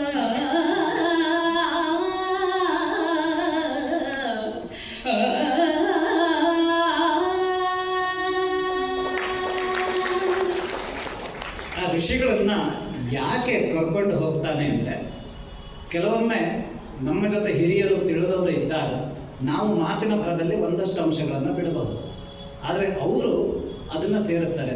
ಅಷ್ಟು ಮಾತ್ರ ಅಲ್ಲ, ನಾವು ಯಾರ ಜೊತೆ ಮಾತಾಡ್ತಿರ್ತೀವೋ ಅವರ ಯಾವುದಾದ್ರೂ ಒಂದು ಮಾತಿಗೆ ನಮ್ಮ ಹತ್ರ ಉತ್ತರ ಇಲ್ಲ ಅಂತ ಆದಾಗ ಇವರು ತಮ್ಮ ಜ್ಞಾನದಿಂದ ಅದಕ್ಕೆ ಸರಿಯಾದ ಉತ್ತರವನ್ನು ನೀಡಬಲ್ಲರು. ಹಾಗಾಗಿ ಒಬ್ಬರ ಬದಲು 4 ಜನ ತಿಳಿದವರು ಇದ್ದು ಹೋಗೋದು ತುಂಬ ಒಳ್ಳೆಯದು. ಮತ್ತು ಇವರೆಲ್ಲ ಋಷಿಗಳು ತಮ್ಮ ತಪೋ ಶಕ್ತಿಯಿಂದ, ಆ ಬಲದಿಂದ ಮುಂದೆ ಧರ್ಮಕ್ಕೆ ವಿಜಯವಾಗಬೇಕು, ಜನರು ಧರ್ಮ ರೀತಿಯಿಂದ ಬದುಕಬೇಕು, ಈ ರೀತಿ ಆಗುವಂತೆ ಅವರ ಸಹಾಯ ಬೇಕೇ ಬೇಕು. ಹಾಗಾಗಿ ಅವರನ್ನೆಲ್ಲ ಒಟ್ಟು ಮಾಡಿಕೊಂಡು ಮುಂದೆ ಹೋಗ್ತಾರೆ. ಕುಶಸ್ಥಳ, ಆ 5 ಊರುಗಳಲ್ಲಿ ಒಂದು ಕುಶಸ್ಥಳ, ಆ ಕುಶಸ್ಥಳದಲ್ಲಿ ಅವರ ವಸತಿ ಆಗತ್ತೆ. ಈ ಸುದ್ದಿಯನ್ನು ದುರ್ಯೋಧನನ ದೂತರು ದುರ್ಯೋಧನನಿಗೆ ಹೇಳ್ತಾರೆ. ಅಂದರೆ ಇದು ತುಂಬ ಸಹಜ ದೂತ ವ್ಯವಹಾರ, ಇದನ್ನು ಗುಟ್ಟಾಗಿ ಮಾಡುವ ಕೆಲಸ ಅಲ್ಲ. ದೂತ ವ್ಯವಹಾರ ಪ್ರತ್ಯಕ್ಷ, ಅದು ಪ್ರಕಟೀಕರಣವಾಗಿಯೇ ಮಾಡುವಂತಹ ವಿಚಾರ. ಇನ್ನೊಂದು ಮಾತಿದೆ, ಶೇರ್ ಮಾರ್ಕೆಟಲ್ಲಿ ಇದನ್ನು ಬಳಸ್ತಾರೆ. ನಿಮಗೇನು ಗೊತ್ತೋ ಅದು ನ್ಯೂಸ್ ಅಲ್ಲ, ನಿಮಗೇನು ಗೊತ್ತಿಲ್ವೋ ಅದು ನ್ಯೂಸು. ಇಲ್ಲಿಯೂ ಹಾಗೆ ದುರ್ಯೋಧನನಿಗೆ ನ್ಯೂಸ್ ಇರೋಲ್ಲ, ಕೃಷ್ಣ ಹೊರಡ್ತಿದ್ದಾನೆ ಅಂತ ನ್ಯೂಸ್ ಇರೋಲ್ಲ. ಆತನ ಬೇಕಾದಷ್ಟು ಗೂಢಚಾರರು ಇರ್ತಾರೆ. ಆದರೆ ಇಲ್ಲಿ ದೂತ ಅವರು ಬರ್ತಿದ್ದಾರೆ ರಾಜಕಾರ್ಯಕ್ಕೆ, ಹಾಗಾಗಿ ಅವರನ್ನು ಒಂದು ಕ್ರಮದಲ್ಲಿ ಎದುರುಗೊಳ್ಳಬೇಕು. ಹಾಗಾಗಿ ಆತ ದೂತನನ್ನು ಇಟ್ಟಿದ್ದ. ಆತ ದೂತ ದುರ್ಯೋಧನನಿಗೆ ಆ ಸಮಾಚಾರವನ್ನು ಹೇಳ್ತಾನೆ. ಕೇಳಿದನು ಧೃತರಾಷ್ಟ್ರನಾಗ ಕೃಪಾಳುವಿನ ಗಮನವನು ಚಿತ್ತವ ಹೂಳಿ ಹೆಚ್ಚಿದ ಹರುಷದಲ್ಲಿ ಉಬ್ಬೆತ್ತನ್ನಡಿಗಡಿಗೆ ಹೇಳಿದನು ಬಿದುರಂಗೆ ಬಂಡಾರಾಲಯದೊಳ್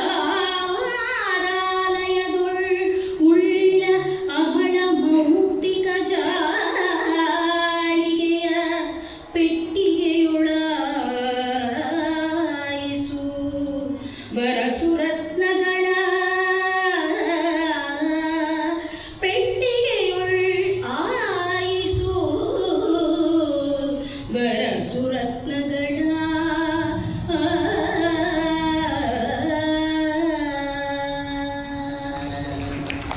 ನೀವು ಗಮನಿಸಿರಬಹುದು, ಇಲ್ಲಿ ಸಿರಿಲೋಲ ಅಂತ ಕೃಷ್ಣನನ್ನ ಕರೀತಾರೆ.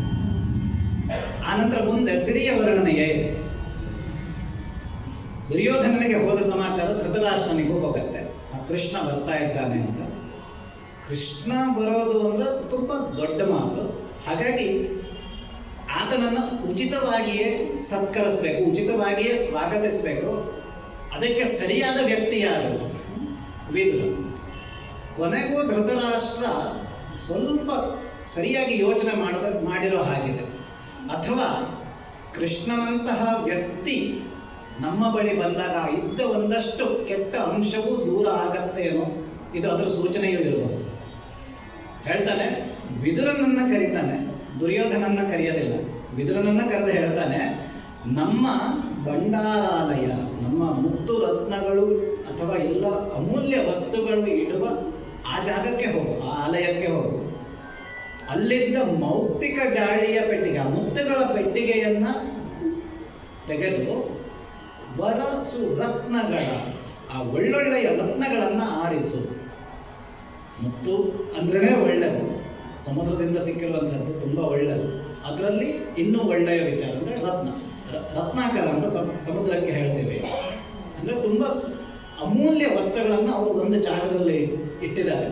ಅದನ್ನು ಅಲ್ಲಿಗೆ ಹೋಗಿ ಅಲ್ಲಿಂದ ಒಳ್ಳೆಯ ವಸ್ತುಗಳನ್ನು ಆಯ್ದು ಶ್ರೀಕೃಷ್ಣನನ್ನು ಎದುರುಗೊಳ್ಳಲಿಕ್ಕೆ ನೀನು ತಯಾರಾಗು ಅಂತ ಧೃತರಾಷ್ಟ್ರ ಒಂದು ಒಳ್ಳೆ ಮಾತನ್ನು ಹೇಳ್ತಾರೆ. ಏನೇ ವಿದುರಕ್ಕೆ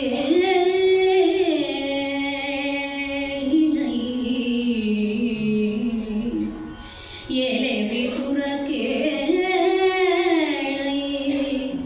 ಸುಯೋಧನ ನುಡಿಯೇ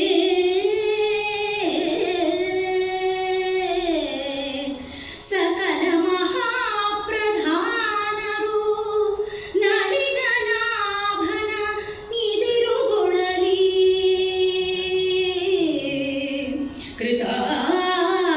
ಕೃತಾರ್ಥರಾದವರು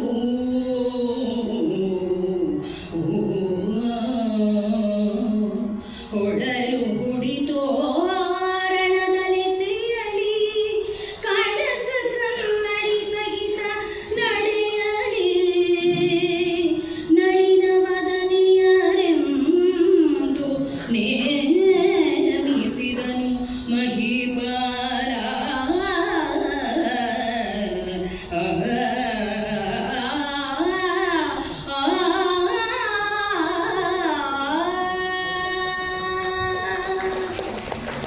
ನಳಿನ ನಾಭ, ನಳಿನ ವದನೆ, ನಳಿನ ಕಾಂತಿ ಮತ್ತು ಇದು ತುಂಬ ಸಮಯೋಚಿತ ರಾಗವೂ ಹೌದು. ಜೊತೆಗೆ ನಾವು ಹೆಚ್ಚೆಚ್ಚು ಭಾಷೆಗಳನ್ನು ಕಲಿತಾಗ ಇದು ನಮಗೆ ಬರುವ ಉಪಯೋಗವೂ ಹೌದು. ಬೇರೆ ಬೇರೆ ಆ ಒಂದು ಶಬ್ದ ಅದಕ್ಕೆ ನಾನಾ ಅರ್ಥ. ಸಂಸ್ಕೃತದಲ್ಲಂತೂ ಇದು ಹೇರಳ. ಇಲ್ಲಿ ನಳಿನನಾಭ ಅಂದರೆ ಕೃಷ್ಣ, ನಳಿನ ವದನೆ ಅಂದರೆ ಆ ಊರಿನ ಹೆಂಕಳೆಯರನ್ನ ಧೃತರಾಷ್ಟ್ರ ಹೇಳ್ತಾನೆ, ನಳಿನ ನಾಭ ಬರ್ತಿದ್ದಾನೆ, ಕೃಷ್ಣ ಬರ್ತಿದ್ದಾನೆ, ಆತನ ಸ್ವಾಗತಕ್ಕೆ ಈ ವಸ್ತುಗಳ ಜೊತೆಗೆ ಊರನ್ನೆಲ್ಲ ಸಿಂಗರಿಸು. ತುಂಬ ದೊಡ್ಡ ಜನ ಬಂದಾಗ ನಾವು ಯಾವತ್ತೂ ಮಾಡ್ತೇವೆ, ಸಂಭ್ರಮದ ವಾತಾವರಣ, ಅದು ಹಬ್ಬದ ವಾತಾವರಣ, ಊರನ್ನೆಲ್ಲ ಸಿಂಗರಿಸು. ಜೊತೆಗೆ ಆ ನಳಿನ ವದನೆಯರನ್ನು ಕಳಸ ಕನ್ನಡಿ ಸಹಿತ ಅಲ್ಲಿ ಅವರನ್ನು ಸ್ವಾಗತಕ್ಕೆ ನಿಲ್ಲಿಸು. ಪೂರ್ಣಕುಂಭ ಸ್ವಾಗತ ಅಂತ ಏನು ಹೇಳ್ತೀವಿ ಅದು. ಅಂದರೆ ಇದು ಇವತ್ತಿನ ಆಡಂಬರದ ವಿಚಾರ ಅಲ್ಲ, ಇದು ಹಿಂದಿನಿಂದ ನಡ್ಕೊಂಡು ಬಂದಿದ್ದು. ಅದಕ್ಕೆಲ್ಲ ವೈಜ್ಞಾನಿಕ ಅರ್ಥಗಳು ಇದೆ. ನಮ್ಮ ದುರವಸ್ಥೆ ಏನು ಅಂದರೆ ಆ ವೈಜ್ಞಾನಿಕ ವಿಚಾರಗಳನ್ನು ಸಂಸ್ಕೃತದಲ್ಲಿ ಬರೆದಿದ್ದಾರೆ, ಇಂಗ್ಲೀಷಲ್ಲಿ ಬರೆದಿದ್ದರೆ ನಾವು ಹೋಗ್ತೇವೆ. ಇದು ನಮ್ಮ ದುರವಸ್ಥೆ. ಆದರೆ ರಾಜನ ಆದವನು ಆ ಕೃಷ್ಣನಿಗೆ ಸ್ವಾಗತಕ್ಕೆ ಏನೇನೆಲ್ಲ ತಯಾರಿಗಳಾಗಬೇಕು, ಊರನ್ನು ಸಿಂಗರಿಸಿ, ಊರನ್ನು ಚೆನ್ನಾಗಿ ಮಾಡಿ, ಧೂಳೆಲ್ಲ ಇಲ್ಲದೆ ಇರೋ ಹಾಗೆ ಮಾಡಿ, ಆ ನಂತರ ಪೂರ್ಣಕುಂಭ ಸ್ವಾಗತಕ್ಕೆ ವ್ಯವಸ್ಥೆ ಮಾಡಿ. ಆತ ಸಿರಿಲೋಲ, ಆತ ಲಕ್ಷ್ಮೀಪತಿ, ಹಾಗಾಗಿ ಒಳ್ಳೊಳ್ಳೆಯ ವಸ್ತುಗಳಿಂದ ಆತನನ್ನು ಸ್ವಾಗತಿಸಿ ಈ ರೀತಿ ಸಜ್ಜು ಮಾಡಿ ಅಂತ ತನ್ನ ಕೆಲಸಗಾರರಿಗೆ ಧೃತರಾಷ್ಟ್ರ ರಾಜಾಜ್ಞೆಯನ್ನು ನೀಡ್ತಾನೆ.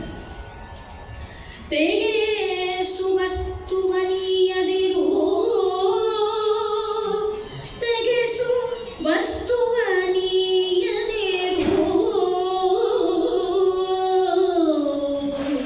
ಹರಿಹಗೈ ಕಣ ಕುಂತಿ ಕುಮಾರರು ಹಗೆಗಳೇ ಮನ್ನಿಸಿದರೆಂದುಡುವನೆ ಮುರವೈರಿ ನಗರಿಗಾತನು ಬರಲಿ,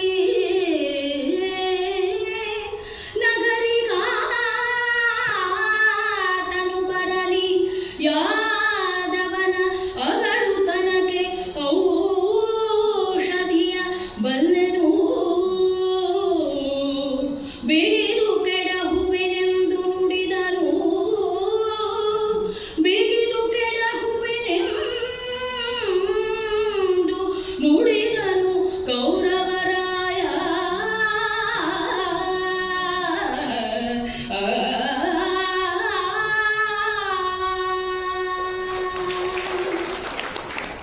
ಎಲ್ಲವೂ ಆದರ್ಶಮಯವಾಗಾದರೆ ರಂಜನೆ ಇರೋದಿಲ್ಲ, ಸ್ವಲ್ಪ ನಾಟಕೀಯತೆ ಬೇಕು.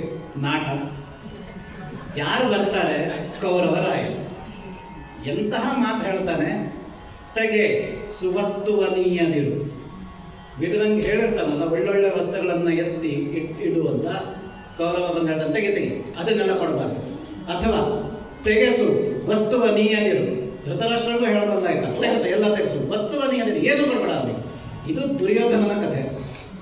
ಇನ್ನೊಂದು ಮಾತು ಹೇಳ್ತಾನೆ, ಎಂತಹ ನಾಟಕೀಯತೆ ಅಂದರೆ ಆ ಭವರೋಗ ಭೇಷಜನಿಗೆ ಈತ ಔಷಧಿ ಕೊಡ್ತಾನೆ. ಯಾದವನ ಅಗಡುತನಕ್ಕೆ ಔಷಧಿಯ ಬಲ್ಲೆನು, ಕೃಷ್ಣನಿಗೆ ಔಷಧಿಯೇ. ಇದು ಮಹಾಕವಿಯ ಸಾಮರ್ಥ್ಯ. ಇದು ಎರಡೇ ಎರಡು ಪದ, ಭಾಮಿನಿ ಅಂತ ಒಂದು ಸಣ್ಣ ಷಟ್ಪದಿಯಲ್ಲಿ ಎಷ್ಟು ವಿಚಾರಗಳನ್ನು ಆತ ತರಬಲ್ಲ. ಅಷ್ಟೇನು ಆತನನ್ನು ಬಿಗಿದು ಕೆಡಹುವೆ. ಬರಲಿ ಅವನೊಬ್ಬ ಕೃಷ್ಣ, ಅವನನ್ನು ನಾನು ಕಟ್ತೇನೆ. ಮುಂದೆ ಕಟ್ಟಕ್ಕಾಯ್ತಾ ಇಲ್ವಾ ಅದು ಈ ನವರಾತ್ರಿಯಲ್ಲೇ ನಿಮಗೆ ಗೊತ್ತಾಗುತ್ತೆ. ಆದರೆ ಆ ದುರ್ಯೋಧನನ ಸಹಜ ಚಿತ್ರಣ ಯಾವುದಕ್ಕೂ ಒಪ್ಪೋದಿಲ್ಲ. ಜೊತೆಗೆ ಆತ ಕೃಷ್ಣನ ವಿರೋಧಿಯೇ. ಆತನ ಆಂತರ್ಯ ಭಾವವು ಒದ್ದೆ ಇತ್ತು, ಅದನ್ನೇ ಆತ ಮತ್ತೆ ಮತ್ತೆ ಕವಿ ತೋರಿಸ್ತಾ ಇದ್ದಾನೆ. ಹಾಗಾಗಿ ಆ ಯಾವುದನ್ನು ವಿದುರ ಆರಿಸಿಟ್ಟಿದ್ನೋ ಅದು ಯಾವುದೂ ಸಿಕ್ಕಬಾರದು ಅನ್ನುವ ರೀತಿಯಲ್ಲಿ ಕೌರವರಾಯ ದುರ್ಯೋಧನ ಅಲ್ಲಿ ಅಡ್ಡ ಬಂದು ಈ ಮಾತನ್ನು ಹೇಳ್ತಾನೆ. ಖಾತಿಗೊಂಡನು ಭೀಷ್ಮಂ ಎಲೆ ಕಡು ಪಾತಕನೇ, ನೀ ಕೃಷ್ಣನನು ಬಿಗಿವಾತನೇ, ನೀ ಕೃಷ್ಣನನು ಬಿಗಿವಾತನೇ, ಬಳಿಕೇನು ಬಲ್ಲೆನು ನಿನ್ನ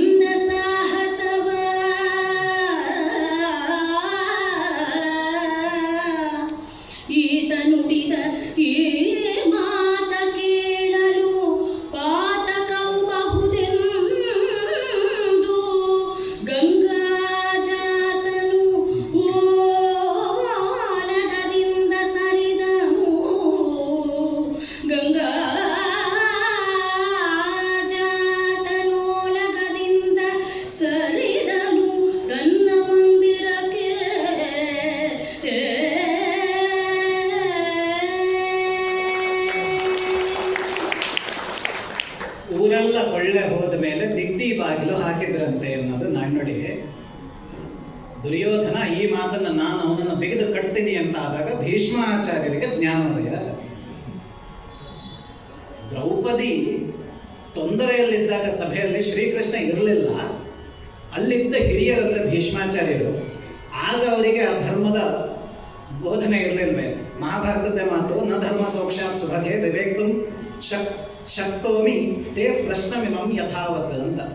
ದ್ರೌಪದಿ ಕೇಳ್ತಾಳೆ, ನೀವು ಎಲ್ಲಿದ್ರಿ ತಾತ ಅಂತ ಕೇಳಿದಾಗ, ನಾನು ಆ ದುರ್ಯೋಧನನ ಧರ್ಮಕ್ಕೆ ಕಟ್ಟು ಬಿದ್ದು ನಿನ್ನ ಯಾವ ಪ್ರಶ್ನೆಗೂ ನಾನು ಉತ್ತರ ಕೊಡುವ ಸ್ಥಿತಿಯಲ್ಲಿ ಇಲ್ಲ, ಅವತ್ತು ಇರಲಿಲ್ಲ ಅಂತ ಭೀಷ್ಮಾಚಾರ್ಯರೇ ಹೇಳ್ತಾರೆ. ಆ ಭೀಷ್ಮಾಚಾರ್ಯರು ಇವತ್ತು ಅದೇ ದುರ್ಯೋಧನನ ಅಡಿಯಾಳೆ ತಾನೆ. ಇವತ್ತೆಲ್ಲಿಂದ ಬಂತು ವಿವೇಕ? ಆದರೆ ಏನೇ ಆಗಲಿ, ಆ ಕೃಷ್ಣನ ಆಗಮನ ಆಗಿದೆ ಅದರಲ್ಲಿ ಧೃತರಾಷ್ಟ್ರನಿಗೂ ಸ್ವಲ್ಪ ಮಗ ಬೇಡ, ವಿದುರ ಬೇಕು ಅನ್ನೋ ಒಂದು ಭಾವನೆ ಬಂತು. ಇಲ್ಲಿ ಭೀಷ್ಮಾಚಾರ್ಯರು ನಿನ್ನ ಸಭೆಯಲ್ಲಿ ನಾನು ಇರೋದಿಲ್ಲ ಅಂತ ಅವರ ಬಾಯಿಂದ ಇನ್ನೊಂದು ಮಾತು ಬಂತು. ಅಂದರೆ ಎಷ್ಟೇ ಕೆಟ್ಟತನ ಇರಲಿ, ಮುಂಚೆ ಹೇಳಿದಾಗೆ ಆ ತುಂಬ ಅತ್ಯಂತ ಒಳ್ಳೆಯ ವ್ಯಕ್ತಿಗಳು ಬಂದಾಗ ನಮ್ಮ ಕೆಟ್ಟತನಗಳೆಲ್ಲ ಬಹುಶಃ ದೂರ ಆಗತ್ತೆ ಅನ್ನೋ ಈ ಸೂಚನೆಗಳನ್ನೇ ನಾವಿಲ್ಲಿ ಕಾಣ್ತಾ ಇದ್ದೀವಿ.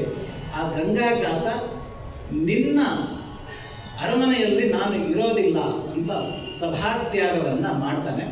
ಒಂದು ಒಳ್ಳೆಯ ಕಾರಣಕ್ಕೆ ಭೀಷ್ಮಾಚಾರ್ಯರು ಸಭಾತ್ಯಾಗ ಮಾಡ್ತಾರೆ.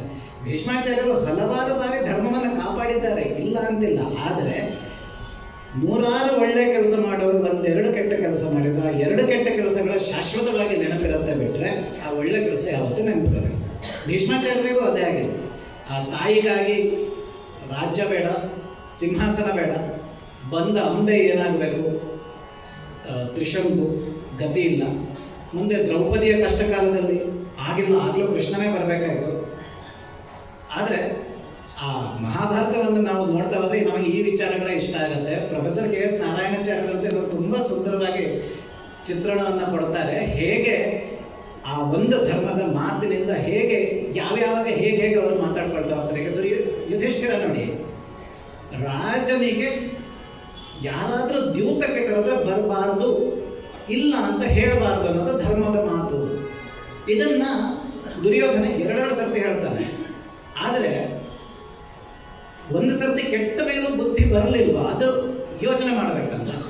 ಇನ್ನು ಯಾವಾಗಲೂ ಅದು ಒಂದೇ ಧರ್ಮವನ್ನ ಅಲ್ಲ, ತಾನು ಎಲ್ಲ ಸೋತ ಮೇಲೆ ತನ್ನ ಹತ್ರ ಇನ್ನೂ ಸೋಲಿಕ್ಕೆ ಏನು ಇಲ್ಲ ಅಂತ ಗೊತ್ತಿದ್ದಾಗ ಮತ್ತೆ ಯಾಕೆ ದುರ್ಯೋಧನ ಹೋಗಬೇಕು? ಆಗ ಆತನಿಗೆ ಆ ಧರ್ಮದ ಉತ್ತರ ಇಲ್ಲ. ಆದರೆ ಯಕ್ಷ ಪ್ರಶ್ನೆಯಲ್ಲಿ ಆತ ಸರಿಯಾಗಿ ಹೇಳ್ತಾನೆ. ಇದು ನಾವು ಮಹಾಭಾರತದಲ್ಲಿ ಗಮನಿಸ್ತೀವಿ. ರಾಮಾಯಣದಲ್ಲಿ ಹೇಗಿರಬೇಕು ಜೀವನ, ಹೀಗೆ ಮಾಡಬೇಕು, ತುಂಬ ಚೆನ್ನಾಗಿ ವಾಲ್ಮೀಕಿಗಳು ನಮಗೆ ಆದರ್ಶಗಳನ್ನು ಹೇಗೆ ಪಾಲಿಸ್ಕೊಂಡು ಹೋಗಬೇಕು ಅಂತ ತೋರಿಸ್ಕೊಟ್ಟಿದ್ದಾರೆ. ಮಹಾಭಾರತದಲ್ಲಿ ಅದಾಗೋದಿಲ್ಲ. ಹಾಗಾಗಿ ಕೊನೆಗೆ ಕೃಷ್ಣ ಬಂದು ಅದನ್ನು ಉಪದೇಶ ಮಾಡಬೇಕಾಗತ್ತೆ. ಸಂಜಯ ದಾಖಲಿಸ್ತಾನೆ, ಭಗವದ್ಗೀತೆ ಇದೆಲ್ಲ ಗೊತ್ತಿದೆ. ಆದರೆ ಇಲ್ಲಿ ವಿಷಯಾಂತರ ಬೇಡ. ಇಲ್ಲಿ ಭೀಷ್ಮಾಚಾರ್ಯರು ಸಭಾತ್ಯಾಗವನ್ನು ಮಾಡಿ ಮುಂದೆ ಈ ದುರ್ಯೋಧನ ತನ್ನ ಕೆಟ್ಟ ಬುದ್ಧಿಯಿಂದ ಇನ್ನಷ್ಟು ಕೆಟ್ಟದ್ದನ್ನು ಮಾಡಿಯಾನೇನೋ ಅದು ಆಗಲಿಕ್ಕೆ ಆಗದ ಹಾಗೆ ತಮ್ಮ ಪ್ರಯತ್ನವನ್ನು ಅವರು ಮಾಡೋದನ್ನು ನಾವು ಗಮನಿಸ್ತೇವೆ. ಮಂದಿ ಮೈಯಿಕ್ಕಿತು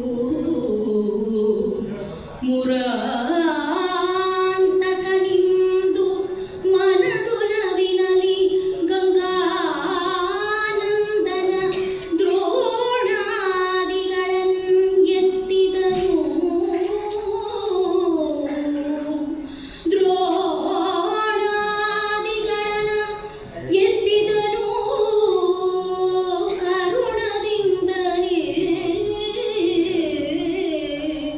ಮಂದಿರದ ಸುಕ್ಷೇಮ ಕುಶಲವನ್ ಅಂದು ಕೇಳಿರು ವೀಳೆಯವನು ಆ ಮಂದಿಗಿತ್ತನು ದೇವ ಬಂದರು ದೇವ ಬಂದನು ಹಸ್ತಿನಾ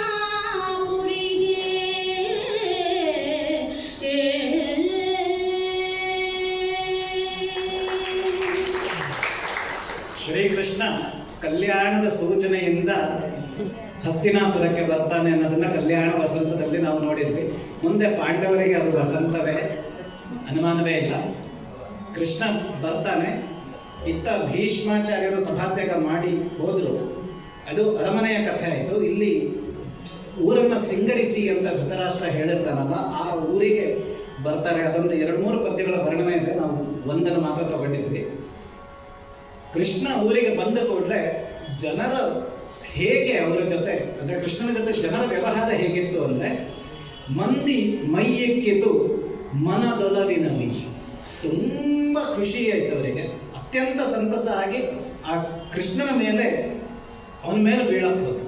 ಅವನ ಕಾಲಿಗೆ ನಮಸ್ಕಾರ ಮಾಡೋರೊಂದಷ್ಟು ಜನ, ಅವನನ್ನು ಹಿಡ್ಕೊಳ್ಬೇಕು, ಅವನನ್ನು ತಪ್ಕೊಳ್ಬೇಕು ಅಂತ ಇರೋರಿಂದ ಒಂದಷ್ಟು ಜನ, ಅಂದರೆ ಸಂತಸ ತುಂಬ ಹೆಚ್ಚಾಯಿತು. ಭಕ್ತಿ ಹೆಚ್ಚಾದರೂ ಹೀಗೆ ಏನು ಮಾಡಬೇಕು ಅಂತ ಗೊತ್ತಾಗೋದಿಲ್ಲ. ವಿದುರನೇ ಉದಾಹರಣೆ. ಇಲ್ಲಿ ಆ ಜನ ಅಷ್ಟೊಂದು ಸಂತಸದಿಂದ ಬರ್ತಾರೆ.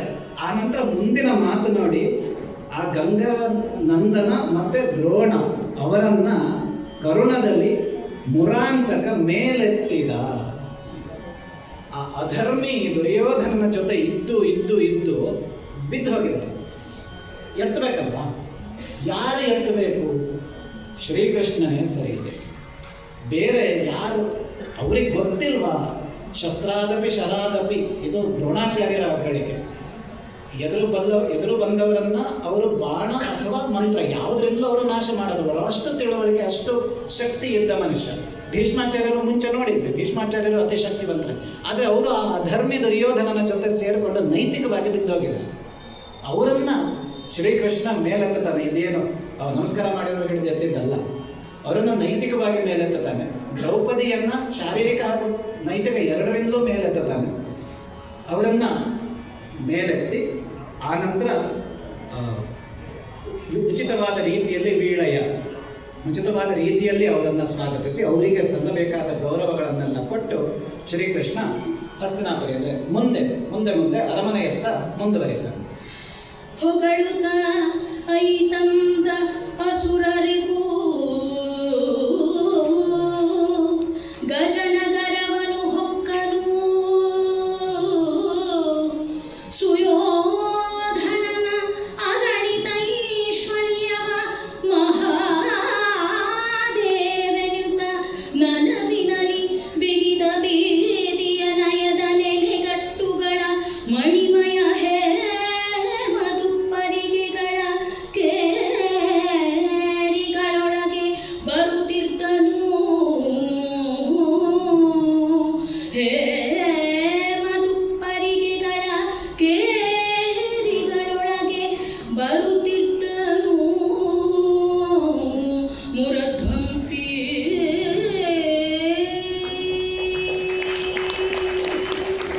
ಹಿಂದೆ ಕಲ್ಯಾಣ ವಸಂತದಲ್ಲಿದ್ವಿ, ಈಗ ಕಲ್ಯಾಣಿಗೆ ಬಂದಿದ್ದೀವಿ. ಆದರೆ ಮಧ್ಯದಲ್ಲಿ ಒಂದಷ್ಟು ವಸಂತ ಇತ್ತಲ್ಲ, ಅದೊಂದು 5-6 ಪದ್ಯ ನಾವು ಬಿಟ್ಟಿದ್ವಿ.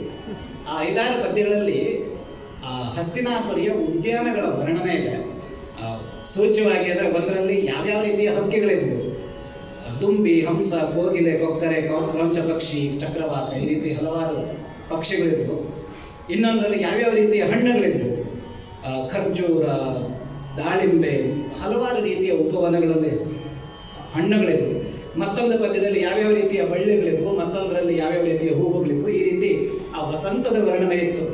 ಅದನ್ನು ನಾವು ನೋಡಿದ್ವಿ. ಅಂದರೆ ಆ ಅರಮನೆಯ ಸುತ್ತ ಇರುವ ಉಪವನ.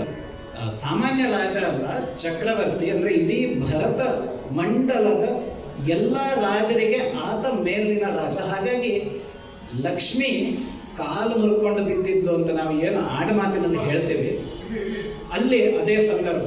ಆ ರೀತಿಯ ಎಲ್ಲ ಸಿರಿ, ಎಲ್ಲ ಅನುಕೂಲ ಎಲ್ಲವೂ ಆತನ ಕೈಯಲ್ಲೇ ಇತ್ತು. ದುಡ್ಡೇ ದೊಡ್ಡಪ್ಪ, ಆ ಎಲ್ಲ ದುಡ್ಡು ಆತನ ಕೈಯಲ್ಲಿತ್ತು. ಎದುರುಗಡೆ ಆ ದುಡ್ಡಿನ ಲಕ್ಷ್ಮಿಯ ಗಂಡ ಇದ್ದ, ಆ ವಿಚಾರ ಬೇರೆ. ಆದರೆ ಈ ರೀತಿ ಅನುಕೂಲ ಇದ್ದಾಗ, ಧನದ ಬಲ ಇದ್ದಾಗ ನಮಗೆ ಬೇಕಾದ ವಸ್ತುಗಳನ್ನು ಹೊಂದಿಸಿಕೊಳ್ಳೋದು ಕಷ್ಟ ಅಲ್ಲ, ಅವತ್ತಿಗೂ ಅಲ್ಲ ಇವತ್ತಿಗೂ ಅಲ್ಲ.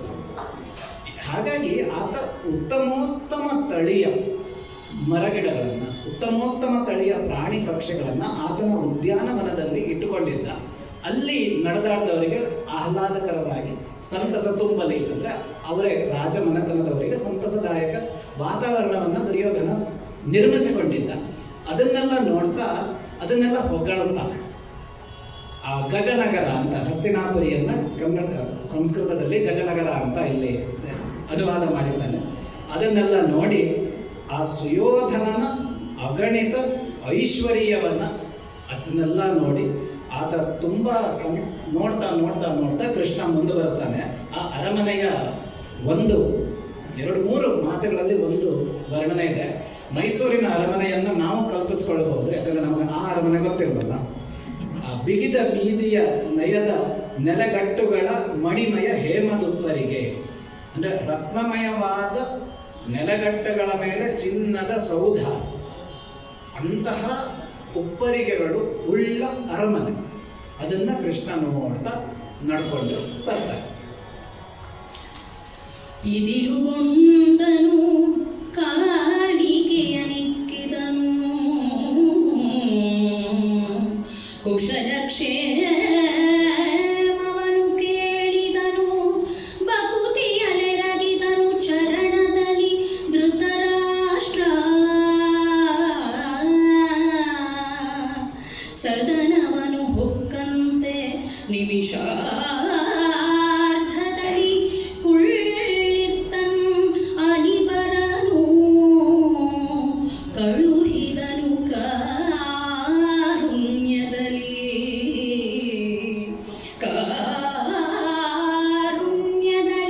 ಕಳುಹಿದನು ಗದುಗಿನ ವೀರನಾರಾಯಣ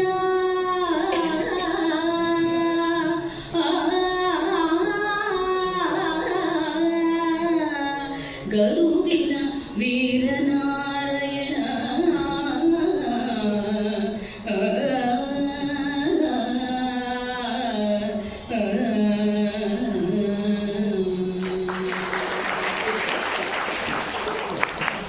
ಕೃಷ್ಣ ಅರಮನೆಗೆ ಬರ್ತಾನೆ. ಆ ಅರಮನೆಯ ಸುತ್ತಲೂ ತಯಾರಿ ಹೇಗಿತ್ತು ಅನ್ನೋದನ್ನು ಒಂದು ಪದ್ಯದಲ್ಲಿ ಕುಮಾರವ್ಯಾಸ ನಿರೂಪಿಸ್ತಾನೆ. ನಾವು ಇಂದು ಯಾರಾದರೂ ವಿದೇಶಿ ಗಣ್ಯರು ಬಂದರೆ ಹೇಗಿರುತ್ತೆ, ವಿಮಾನ ನಿಲ್ದಾಣಕ್ಕೆ 3-4 ಜನ ದೂತರು ಯಾರಾದರೂ ಹೋಗೋರನ್ನು ಎದುರುಗೊಳ್ತಾರೆ. ಆನಂತರ ಅವರು ನಮ್ಮ ರಾಷ್ಟ್ರಪತಿಗಳ ನಿವಾಸದಲ್ಲಿ ರಾಷ್ಟ್ರಪತಿಗಳನ್ನು ಭೇಟಿ ಆಗ್ತಾರೆ. ಆಗ ಅವರಿಗೆ ಕುಶಾಲ ತೋಪುಗಳ ಅಥವಾ ಕುದುರೆ ಸವಾರರ ಸ್ವಾಗತ ಇರೋದು. ಅದೇ ರೀತಿಯಲ್ಲಿ ಕುದುರೆಗಳ ಸಂದಣಿ, ಕುದುರೆಗಳನ್ನು ಸೈನಿಕರು ಎಲ್ಲರೂ ಇರ್ತಾರೆ. ಅದು ಹೇಗಿತ್ತು ಅಂದರೆ ಅಲ್ಲಿಗೆ ಅನಿಲನಿಗೆ ಉಬ್ಬಸ ಅಂತ ಕವಿ ಹೇಳ್ತಾನೆ. ಅಂದರೆ ಗಾಳಿ ಕೂಡ ಹೋಗೋಕ್ಕೆ ಜಾಗ ಇರಲಿಲ್ಲ ಅನಿಲನಿಗೆ. ಅಷ್ಟು ಆ ರೀತಿ ಕಿಕ್ಕಿರಿದು ನೆರೆದ ಸಂದಣಿಯ ಮಧ್ಯ ಕೃಷ್ಣ ಅರಮನೆಯ ಒಳಗೆ ಹೋಗ್ತಾನೆ. ಆಗ ಧೃತರಾಷ್ಟ್ರ ಭಕುತಿಯಲ್ಲಿ ಎರಗಿದನು ಚರಣದಲ್ಲಿ ಧೃತರಾಷ್ಟ್ರ ಕೃಷ್ಣನಿಗೆ ನಮಸ್ಕಾರವನ್ನು ಮಾಡ್ತಾನೆ. ನಮಸ್ಕಾರ ಮಾಡಿ ಕುಶಲಕ್ಷೇಮವನ್ನು ಕೇಳಿ ಆ ಕಾಣಿಕೆಯನ್ನು ಕೊಡ್ತಾನೆ. ಆ ತೆಗೆಸು ವಸ್ತುವನ್ನು ಅಥವಾ ತೆಗೆಸು ವಸ್ತುವನ್ನು ಆಗಿರಲಿಲ್ಲ, ವಸ್ತುಗಳು ಉಳಿದಿವೆ, ಅದನ್ನೆಲ್ಲ ಕೊಡ್ತಾನೆ ಧೃತರಾಷ್ಟ್ರ. ಪ್ರಶ್ನೆ ಬರುತ್ತೆ, ಧೃತರಾಷ್ಟ್ರನ ಕಣ್ಣಿರಲಿಲ್ಲ ಹೇಗೆ ಕೊಡ್ತಾನೆ ಅಂತ. ಆದರೆ ರಾಜನಿಗೆ ಏನು ಆಳುಗಳ ಬರವೆ, ಹಾಗಾಗಿ ಅದನ್ನೆಲ್ಲ ಕೃಷ್ಣನಿಗೆ ಸಮರ್ಪಣೆ ಆಗೋ ಹಾಗೆ ಆತ ಮಾಡ್ತಾನೆ. ಅದನ್ನೆಲ್ಲ ನೋಡಿ ಗಮನಿಸಿಕೊಂಡು ಕೃಷ್ಣ ಅಲ್ಲಿ ಸಭಾಸದರ ಮಧ್ಯೆ ಸಭಾಸೀನನಾಗ್ತಾನೆ. ಎಲ್ಲ ವಸ್ತುಗಳು ಕೃಷ್ಣಾರ್ಪಣ ಆಯಿತು. ನಮ್ಮ ಈ ಕಾರ್ಯಕ್ರಮವು ಕೃಷ್ಣಾರ್ಪಣವಾಗಿದೆ.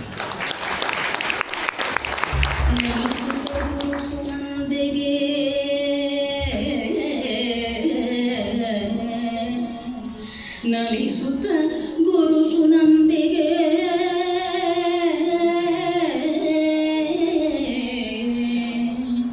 ಮುದವ ತರುತಿಹ ಸಂಜೆ ಹೊತ್ತಲಿ ಪದವ ನೀಯುತ ಗಮಕಗಿರಿಯಡೆ ಧೈರ್ಯ ಮಾಡುತ್ತಲೀ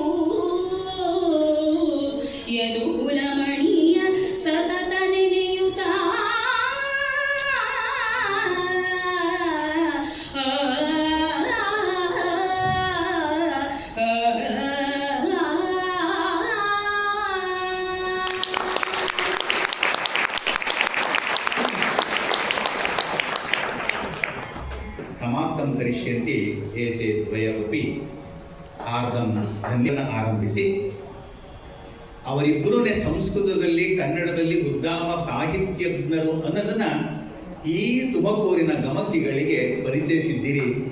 ಅತಃ ಅಸ್ಮಾಕಂ ಪ್ರತಿ ಹಾರ್ದಂ ಧನ್ಯವಾದ ಸಮರ್ಪಯಾಮಿ.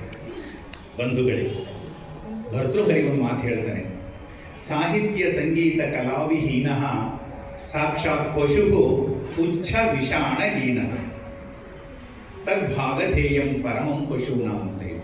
ಸಾಹಿತ್ಯ, ಸಂಗೀತ, ಕಲೆ ಈ ಮೂರರಲ್ಲಿ ಮನುಷ್ಯನಿಗೆ ಆಸಕ್ತಿ ಇರಬೇಕು. ಕೊನೆ ಪಕ್ಷ ಮೂರಲ್ಲೂ ಇರ್ಬೋದು, ಇಲ್ಲ ಒಂದರಲ್ಲಾದ್ರೂ ಇದ್ರೆ ಆತ ನಿಜವಾದ ಪಂಡಿತನಾಗ್ತಾನೆ, ವಿದ್ವಾಂಸನಾಗ್ತಾನೆ, ಅಥವಾ ಸಹೃದಯಿ ಆಗ್ತಾನೆ ಅಂತ. ಈ ಮೂರೂ ಇಲ್ಲದೆ ಹೋದ್ರೆ ಅವನು ಸಾಕ್ಷಾತ್ ಪಶು ಪುಚ್ಛ ವಿಷಾಣಹೀನ, ಕೊಂಬಿರೋದಿಲ್ಲ, ಬಾಲ ಇರೋದಿಲ್ಲ. ಅಂಥವರು ನಮ್ಮ ತುಮಕೂರಿನ ಗಮಕ ಶ್ರೋತೃಗಳಲ್ಲ, ಈ ಮೂರನ್ನೂ ಒಳಗೊಂಡಿರ್ತಕ್ಕಂಥವರು ನಮ್ಮ ತುಮಕೂರು ಸುನಂದರ ಅಭಿಮಾನಿಗಳು, ಅಲ್ಲಿರ್ತಕ್ಕಂಥ ಶಿಷ್ಯರು ಅನ್ನುವ ಮಾತನ್ನು ಹೇಳ್ತಾ, ಬಂಧುಗಳೇ, ಅದ್ಯ ಪಂಚಮ ದಿನ ಕಾರ್ಯಕ್ರಮ. ಅತ್ರ ಪಂಚಮಂ ಕಾರ್ಯಸಿದ್ಧಿ ಇತಿ ಈಗ ಶ್ಲೋಕಮಸ್ತಿ. 5ನೇ ದಿನ ಅಂತಂದ್ರೆ ಅದು ಕಾರ್ಯಸಿದ್ಧಿ ಅಂತ ಹೇಳಿ, ಮುಂದಿನ ಭಾಗಕ್ಕೆ ಇದು ಕಾರ್ಯಸಿದ್ಧಿಯ ರೂಪವೂ ಕೂಡ ಆಗಿದೆ ಅನ್ನೋ ಮಾತನ್ನ ಹೇಳ್ತಾ, ನಿಜಕ್ಕೂ ಇವತ್ತು 5ನೇ ದಿನದಲ್ಲಿ ಹೊಸ ಹೊಸ ರಾಗಗಳನ್ನು ಅಳವಡಿಸಿಕೊಂಡಂತಹ ಗಮಕಿ ಶ್ರೀಮತಿ ರೇಖಾ ಪ್ರಸಾದ್ರವರ ಶ್ರೋತೃ ವೃಂದಕ್ಕೆ ನಾವೆಲ್ಲರೂ ಕೂಡ ಋಣಿಗಳಾಗಿದ್ದೇವೆ. ನಮ್ಮ ಕಾಯನ ಕಾಣಸಿರಿ ಹಾಗೇನೆ ಅದಕ್ಕೆ ತಕ್ಕಂತೆ ನಿಧಾನವಾಗಿ ಹರಿಯುವ ಜುಳು ಜುಳು ನದಿಯಂತೆ ಇವತ್ತು ಅಕ್ಷಯ ಮರಾಠೆರವರು ತುಂಬ ಸೊಗಸಾಗಿ ವ್ಯಾಖ್ಯಾನ ನೀಡಿದ್ದಾರೆ. ಪ್ರಾಯಂ ಕೂಸಾಗಡೆ ಅಭಿಪ್ರಾಯಂ ಕೂಸಕ್ಕುಮೆ ಅನ್ನೋದು ಕವಿವಾಣಿ. ವಯಸ್ಸು ಚಿಕ್ಕದಾದರೂ ಕೂಡ ಏನು ವಿದ್ವತ್ ಪಾಂಡಿತ್ಯವನ್ನು ತಾವು ಗಳಿಸ್ಕೊಂಡಿದ್ದೀರಿ, ಇದು ಈ ದೇವಿಯ ಹರಕೆ ಆಶೀರ್ವಾದ ನಿಮ್ಮ ಮೀರವರಲ್ಲಿರಲಿ ಅಂತೇಳಿ ನಮ್ಮೆಲ್ಲರ ಅಭಿಪ್ರಾಯವನ್ನು ಕೊಡ್ತಾ, ಈಗ ಇವತ್ತಿನ ಕಾರ್ಯಕ್ರಮಕ್ಕೆ ಅವರೀರುವರೆಗೂ ಕೂಡ ನಮ್ಮೆಲ್ಲರ ಪರವಾದ ಶರಣಾರ್ಥಿಗಳು. ಇವತ್ತಿನ ಪ್ರಸಾದ ಪ್ರಾಯೋಜಕರಾಗಿ ಬಂಧುಗಳೇ, ನಾಳಿನ ಕಾರ್ಯಕ್ರಮವನ್ನು ಮುನ್ನೋಟವನ್ನು ಒಂದು ಮಾತಿನಲ್ಲಿ ಹೇಳಬೇಕು ಅಂದರೆ, ನಾಳೆ